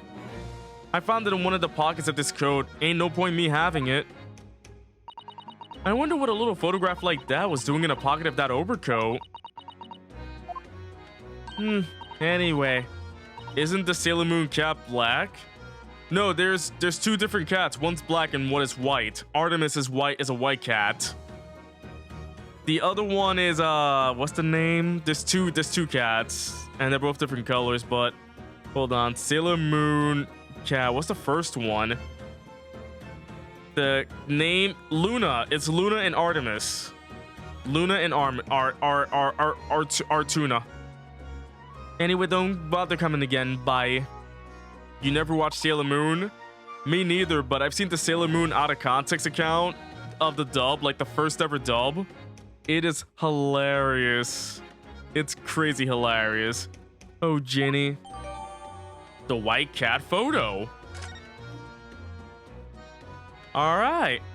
So now we got a free picture of a cat. Would you like it back? Gina, about this photograph. Oh, Dad, I just found it in one of the pockets of this coat, that's all. Chuck it if you don't want it. Hey, Evie, how you doing? So Miss Gilda didn't give it to her? There's something written on the back, I think. There is. Don't mean nothing to me, though. I don't read so well anyway, especially not that scrawl. I really ought to examine the photograph more thoroughly, I think. Alright, let's go check it out. Cat. Oh, this is a lot. Look in the back of this print here. There's something written on it. 13 February 9 p.m. Article deposited. One small box. Loan amount paid 10 shillings. Redemption deadline 13 April 9 o'clock. So this photographic print is a redemption ticket. 13 February, that could be significant. It was just 2 days before the murder on the omnibus, wasn't it? A small box? That doesn't tell us much about it, does it? Bruno, if Mr. McGill did still have the ticket, then presumably he never redeemed the article. So do you think the box might still be present somewhere in the shop? Yes. If it's something McGill deposited, we need to investigate. So it was just written on the back of a cat photo? So the cat photo is not important, but what's on the back of it? What? The cat photo is very important. Come on. Let's go back to the pawnbrokery. Let's go get that books. I want that books. I want the X books. Oh my goodness, chat, look. It's our favorite Bobby. This face. It's him. I love this character so much. Look how beautiful he is. On one side, he's blind, but if you turn his face around, he's adorable. Oh, there's more. They're cloning themselves. Oh, this is strange. This is where it happened then, last night? That's right, the two thugs I told you about were obviously ransacking the place, looking for valuables. But apart from the policeman in here, you wouldn't know anything had happened. There's no sign of a disturbance. No, you're right. You're right about that, actually. Where's the mod to change his face?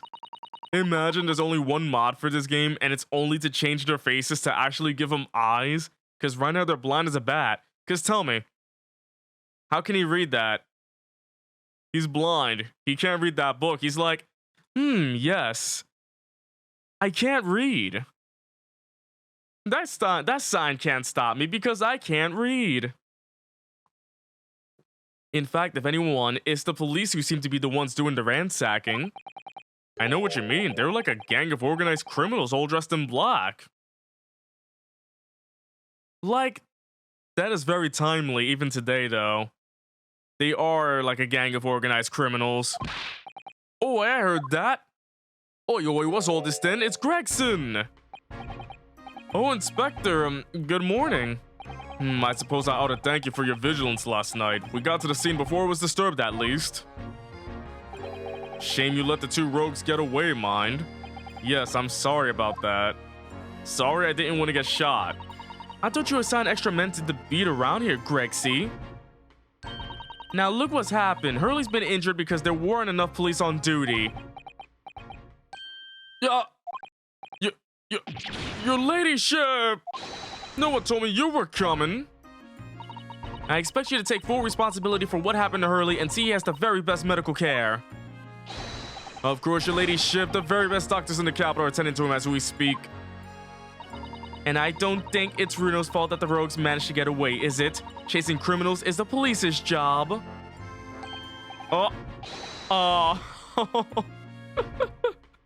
He took off his hat, look at him. He's a very handsome gentleman, that's what I can say right now. Absolutely, your ladyship, as you say, ma'am, as you say. The gen in black is totally blameless. Everyone's in agreement about that. Would you believe it? He's like a completely different person with Virus. Talk about a personality change.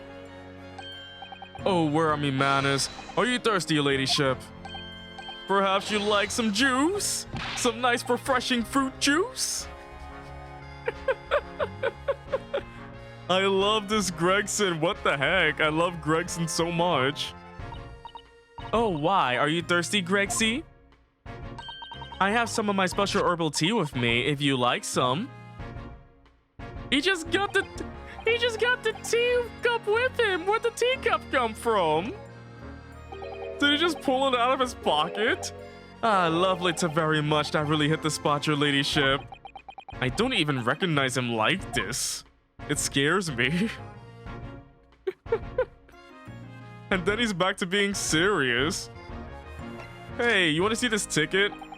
Inspector Gregson, could you give me your opinion about this, do you think? We don't tend to share sunshine, not with the general public. In that case, Gregsy, how about some herbal tea? He just gets more tea. Gluggity glug glug glug glug.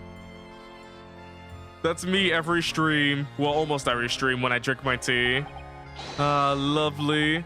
To very much. That really hit the spot, your ladyship. You don't mind sharing that, then? And then he gets back to eating his fish and chips. So, how is the investigation going, Inspector? Nothing to it, really. Very simple case this. There's some very definitive evidence. We're just about to charge that diver we arrested last night, in fact. Gina, you're going to charge her? That's right. Should be able to bring her before the judge at the Bailey tomorrow. Definitive evidence, you say? What is it? Come on, show me. Your ladyship, as much as I wish I could oblige you, I'm afraid. I see. You've already captured the pair of thugs who broke in here last night, have you? What the?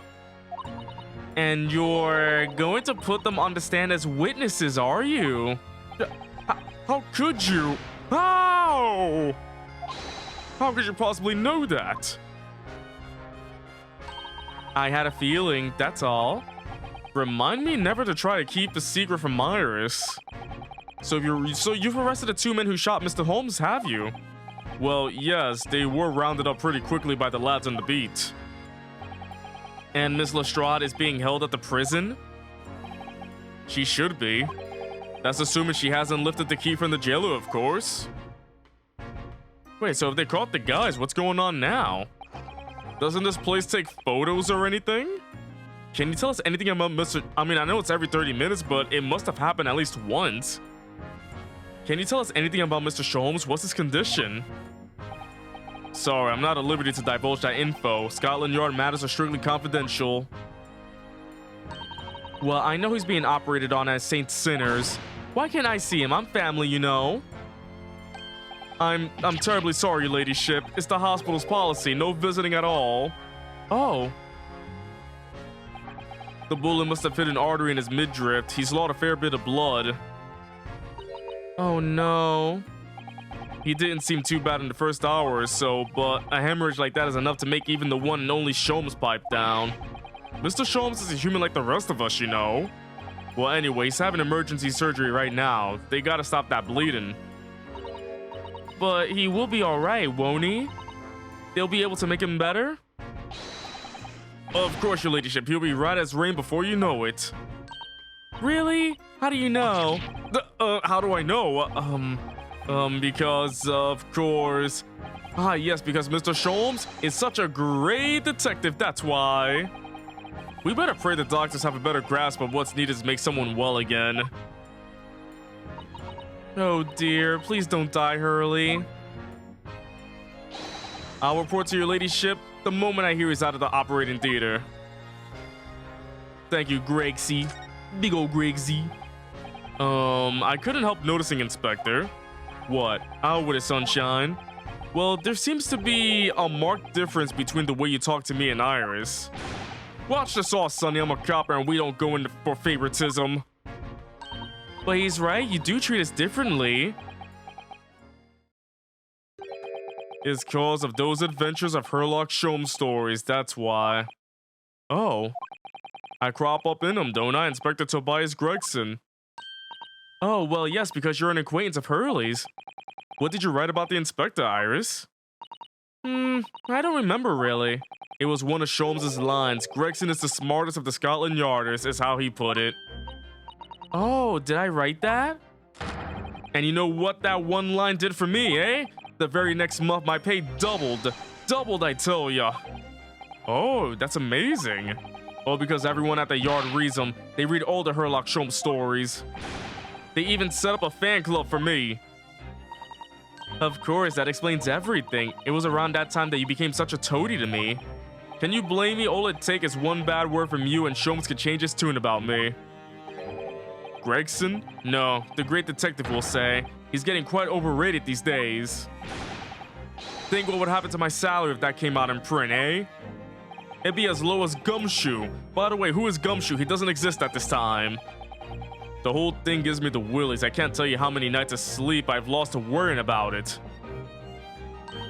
But that would never happen, Gregsy. Every month when a new Rants magazine comes out, my hands are trembling as I turn the pages. Oh, how awful for you. Here, have some of my tea to settle your nerves. Tea time with Gregsy. Ah, lovely. Ta very much. That really hit the spot, your ladyship. Teetotal. Oh, yeah. There's something I was supposed to talk to you about, actually, Mr. Naruhodo. Yes, what is it?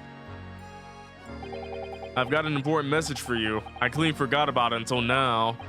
An important message? I wonder what it could be.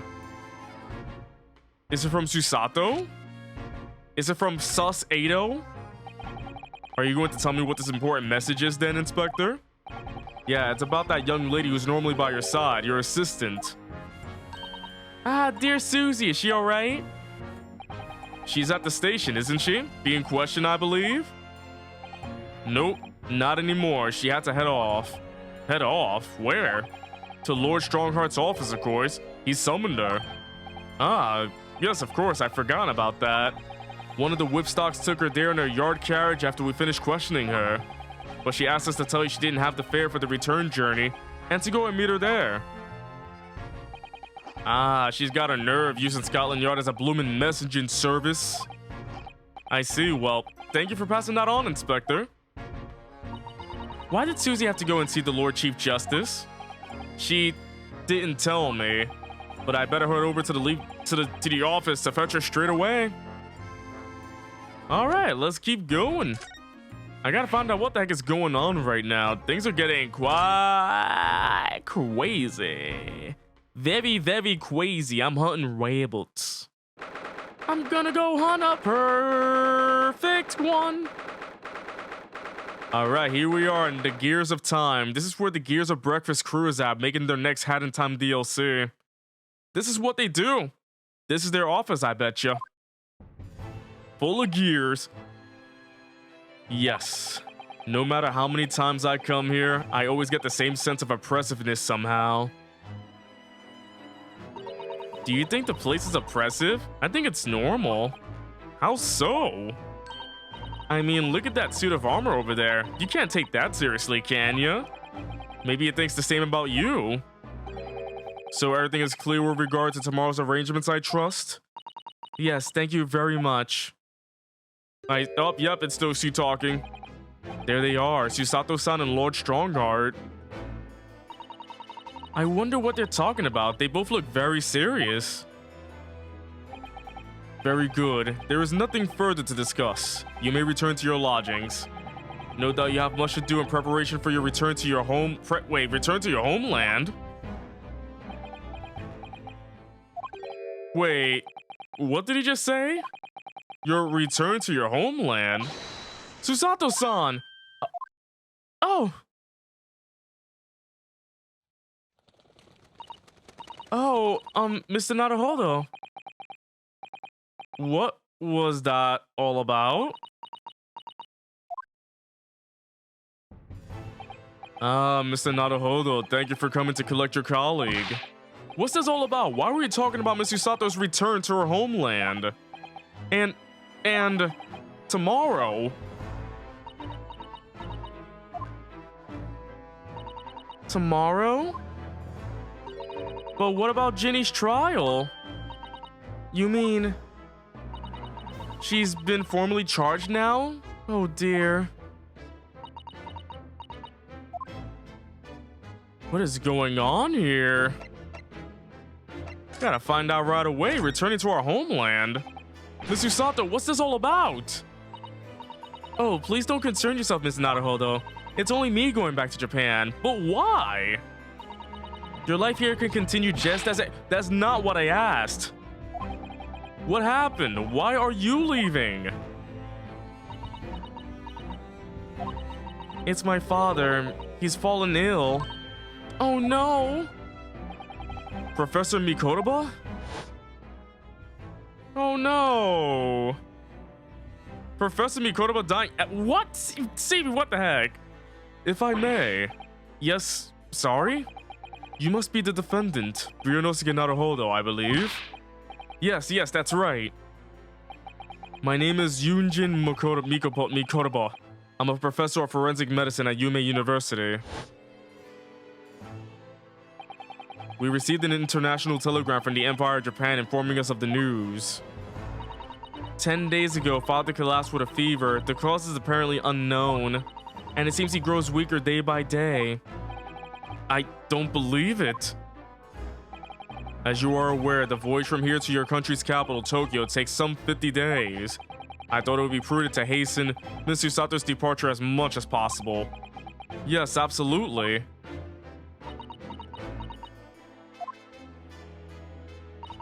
I will leave London first thing tomorrow morning. So wait, am I going to be by myself, or am I going to have a little 10-year-old assistant helping me? I can't believe this is happening. Aww, Susato. So Gina has been charged. She'll have to appear in court. Yeah, she was formally charged a few hours ago, and the date of the trial has already been set for tomorrow. No, not even 24 hours later? Gina? Ah, the Lestrade girl and the murder of the Baker Street pawnbroker, yes. An all too conspicuous case. The pickpocket was clearly disturbed mid-robbery and shot the man in a panic. No, the yard is overstretched as it is without wasting time on these open and shut cases. It's not wasting time. Jenny would never do something like that. Mr. Naruhodo? Oh, yes, Lord Strongheart. In defendance of your fine services to date, I shall overlook this young girl's insolence. But I have no recollection of admitting a child into my office. Leave now. Of course, Lord Strongheart. Criminals will tell the most palpable lies in order to evade justice. The police can ill afford the time it takes to unravel all their untruths. Meanwhile, more crimes are perpetrated. We have far more serious matters with which to contend. Serious matters? Didn't Gregson mention something like that yesterday? Yes, Inspector Gregson made a similar remark yesterday. It's no concern of yours, though I'm sure I need not to remind you of that. Strongheart. 3 minutes precisely until my next meeting. You must excuse me. There's just one more thing, Lord Strongheart, which is, it's Miss Lestrade's trial. I wonder if you might permit me to defend her? A timely suggestion. Sorry. The girl currently has no representation. But that's not fair. Yes, she may be a pickpocket, but she still deserves a fair trial. Do not misunderstand me, young lady. The government provides for those two courts who afford representation with a public defender. The accused need only sign the relevant paperwork, and the defense barrister will be assigned to the case. However, the young girl in question has refused that right. Why would she do that? A question you would do well to direct at Miss Lestrade. You'll find her at the local prison. Yes, thank you. Now then, it's time I was leaving. Good day to you. What a day. Gina charged with murder, Susato-san about to leave, and I'm hungry. Come, Mr. Naruhodo. Iris, we must make haste. But, Susie, you're leaving for Japan tomorrow morning, aren't you? Don't you have packing and things to do? As Mr. Naruhodo's judicial assistant, my personal circumstances are of no consequence. My sole purpose remains to help you in whatever way I can. Thank you, Miss Susato. That's a very pensive look. I think we ought to visit Gina first. In any case, I should like to wish her well before I leave. And Iris is sad again. Yes, that sounds like a good idea. Let's go. If I'm honest, this has completely thrown me off. I'll just have to do what I can as a lawyer. And scream at people. Scream and shout and let it all out.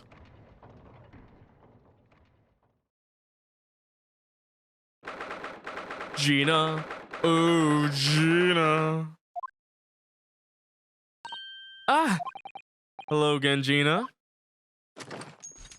Get down, Mr. President! Get down, your ladyship! What are you lot here for now? To have the muzzle of that grenade launcher shoved in our faces yet again, obviously. I love how we backed away. I think I need to improve the way you load ammunition into that thing, don't I? Look. You can come as many times as you like, but I ain't got nothing more to say to you.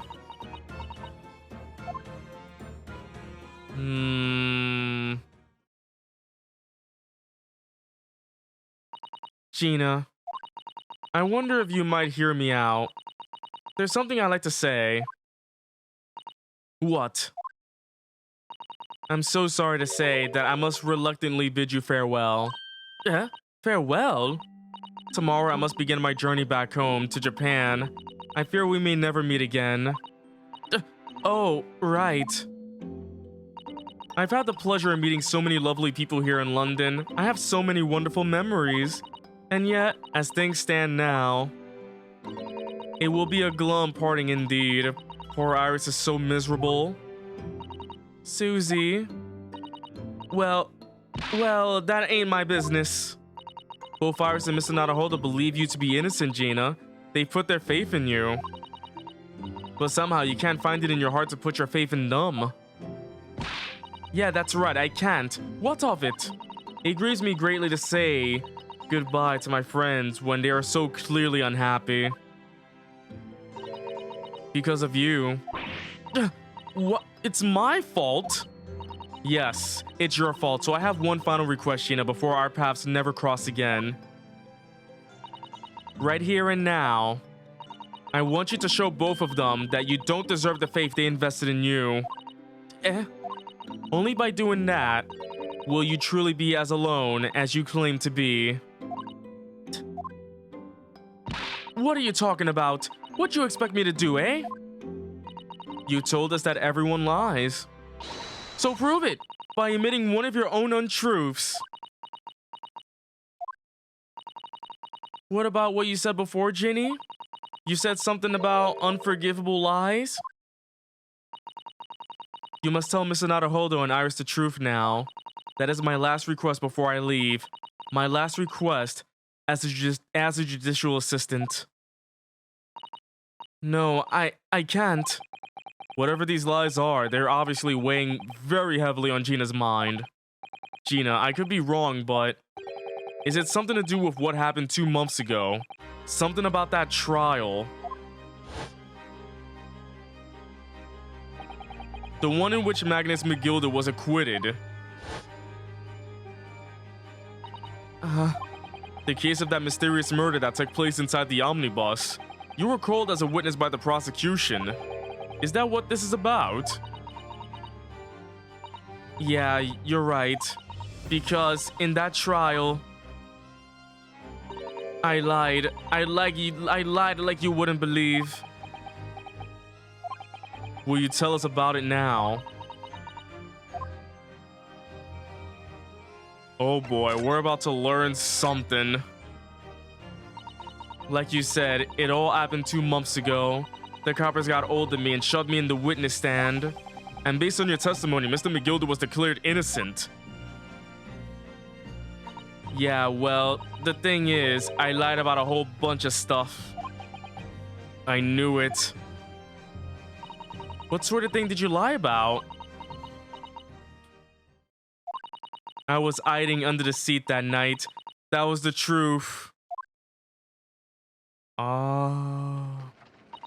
It was pitch black in that little cubby hole. I couldn't see a thing. And then I heard that loud thud like someone falling on the floor. And that's when Mr. McGilda discovered you? Yeah. He pulled me out from under the seat and sat me next to the dead man. They weren't much light to see by, but when I looked at him in my hands, I had the cove's blood all over him. I was so scared I couldn't even speak. You had his blood on your hands? In other words, it was Gina that the witnesses on the roof deck saw through the skylight. Then Mr. McGilda started asking you questions, I suppose? Who you were and why you were hiding under the seat? Yeah, he did. Only that's not all. Wait, what do you mean? I mean, he threatened me. Threatened you? How? He made me swear about what I seen and what I heard. And about what he was gonna do after the Cove was found dead. He made me swear I wouldn't tell no one about any of it. If I did that, he said he'd let me scarp it before the coppers showed up. Oh, dang. Gina, you must tell me what he swore you to secrecy about. What you saw, what you heard, everything.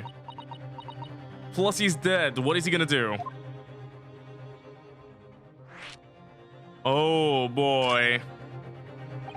You said McGilda made you swear not to tell anybody about what you saw, but you were in the pitch black compartment under the seat the whole time, weren't you? Yes, when Mr. McGilda's sitting above your head, if I remember correctly. Yeah, that's true, but it was when I heard the thud of the Cove hitting the floor. I let out a little scream, see? Couldn't help it. McGilda heard that and dragged me out by my arm. That's when I saw it. It was on the floor next to the old geezer. What had been stabbed. A disc all bright and shiny. A disc? A disc? Do you mean... Yeah, that's it. The one with the D took off me at Windy Banks. So the music box disc was there on the floor of the omnibus? Not for long, McGill had spotted it straight away. He picked it up smartish and stuffed it in his side pocket. So that disc was in the omnibus 2 months ago at the scene of Mr. Mason's murder. And the bog trotter told me I weren't to mutter a word of it to no one. What you heard. Cause it was so dark in that seat in the cab, I was straining my ears the whole time. After a while, I heard the door and footsteps inside the cabin. Presumably that was McGilda getting on board. Nah, not only him. Oh, because I could definitely make out the footsteps of 2 people. In that case, it would seem likely that it was Mr. McGilded and the victim, Mr. Thrice-Fired Mason. In his testimony during the trial, Mr. McGilded claimed he slept during the carriage ride. But whenever I'm in a carriage, I'm taken with a fierce tiredness and I always succumb to it. And your own testimony, Gina, supported his. All I could hear was the Irishman snoring. Yeah, that weren't exactly true. Neither of them was asleep. I could hear him talking the whole time in low voices. What? What were they talking about? Sorry, I don't know. The sound of the horses and the wheels was too loud. But that still tells us something. Mr. McGilded and the victim knew each other. So McGilded was lying as I sussed. And now, after the event, I knew it weren't gonna take long before someone raised the alarm that the bloke had been killed. Yes, you were quite right. The other passengers on the roof deck noticed very quickly. So when the cab came to a stop, McGilded told me to hide back under the seat again. I climbed in and waited. The 2 crows from up top ran off to get the coppers. Yes, Mr. Fairplay and Mr. First. Right, and after they gone, McGilded asked the driver to do him a favor. A favor? Now then, fella, what I need you to do is take this coat of mine and deposit it with a nearby pawnbroker. And for your troubles, let's see now. I'll give you 10 guineas. Ah, a nearby pawnbroker? You mean on Baker Street? Yep, you got it. It was Windy Banks. The coachie snapped up the money and ran off to pop this coat as fast as he could. So then there was no one left in the carriage. McGilded opened the box under the seat and let me get out of there, but now without conditions. I see. Conditions. What were Mr. McGilded's conditions then? For letting you go free, I mean. Not telling a soul, not for anything, about what I saw and what I heard. And there was something else as well. Wait, there's more? Yeah, this is the most important thing, he said. After sending the coachman on a little errand for me with some small change in his hand. Now then, did you hear what I asked of him? Did you see anything at all? At all? You asked him to go pop your weasel, right? The fiend's taking me overcoat to deposit with a pawnbroker hereabouts. And I want you, lass, to take the redemption ticket for it. Do you understand? What? You want me to have the ticket? That's right, and I'll come fetch it from you later. Sometime within the next 2 months. You have to hang on to it until then, is that clear? And whatever you do, don't lose it. Alright then. And in case I might happen to be delayed at all, you're to go to the pawn shop, Windy Banks so it is, and you're to extend the loan before the 2 months is up. If you forget, the article will be forfeited, and any old fiend could come along and buy it. But I ain't got that kind of brass. Here's £5. That should be enough. Do we understand each other, lass? Don't try anything funny now. If you go against me... Yeah, I get it. Good, and one more thing. In a few days from now, you'll be visited by the police, I've no doubt. The coppers? Aye, they'll come asking you to take the stand in court to testify as a witness. So let's just have a wee chat about that, shall we? What is it that you might say? And what is it that you won't?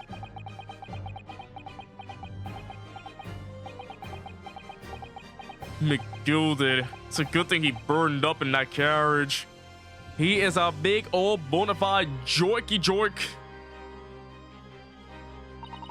After you gone over it all, I piked it, got as far away from there as I could. He at the pawnbroker's ticket to some bushes near the scene. I went to fetch it the next day once it got dark.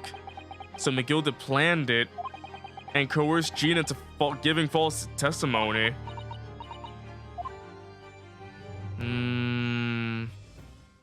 So those were the lies. I bet you're ready to string me up, eh? I lied in that big old courtroom. I told some corcus. The thing is, he said he would make it so we wouldn't live in the East End no more. That's what he threatened me with. What a wicked man. He knew everything what went on. He knew everything what went on in the back sums. He knew we had no one to look after us and we all was just looking out for each other, getting by together. So you mean Mr. McGilded would have, in an heartbeat, he could have had a lot of us chased out of there if he wanted. And then where could we have gone, eh? Nowhere, that's where. So, I didn't have no choice. Thank you, Gina, for telling us everything. But, I'm for it now, eh? Go on and admit it, you must be livid. Well, you can make amends by doing me a simple favor. A favor? What? Sign the representation papers for tomorrow's trial. Eh? If you don't actually want me to represent you in court, you can rip it up later. But we need that paperwork or we can't investigate. The police won't let us. Investigate what? The scene of the incident last night. Mr. Sholmes was shot, you see. You what? Hurley's having a big operation right now, Ginny. Is it bad? Is he gonna be alright? Sholmes is gonna be alright, right? That's why I want to investigate for Mr. Sholmes' sake as much as anything. Right. So what you're saying is, if I sign that bit of paper, everyone's happy, is that it? Something like that. Miss Usato? Yes, of course. I have the papers here. Signed them. Signed them? I don't need no one to stick up for me though. No lawyer or nothing. She needs help, and we're here to help. Poor Ginny. She seems so lonely. Hey, she signed them. Let's do it. Well, at least this should mean we can investigate the scene at Windy Banks now. Yes, and perhaps we can come back to visit Ginny when we're done there? Ah. I feel like we finally cracked Gina. She opened up to us at last. And now I have her representation papers. No one else knows just what a responsibility that is. Anyway, for now, it means Inspector Gregson can't stop us investigating at Windy Banks. Yay. Although, something tells me he's not going to be happy about it. But still, we get to help out a dear friend. To be continued next time. I hope you all enjoyed the stream. We will continue with more Great Ace Attorney next week. Well, this is a new week, but remember, this time I'll be streaming 3 times this week. Twice Great Ace Attorney and a new game this week. So it'll be Great Ace Attorney Wednesday. Then we got Saturday and Sunday. So Great Ace Attorney, new game, Great Ace Attorney. I hope you all enjoyed the stream. Thank you all for coming by. I apologize for the issues that happened. I will have to put both streams together into one video, but of course, if you haven't followed, please do. Check out my new merch site, and I do upload a lot. Of course, until next time, everybody. Adios. Ba-da-da-ba-ba-ba.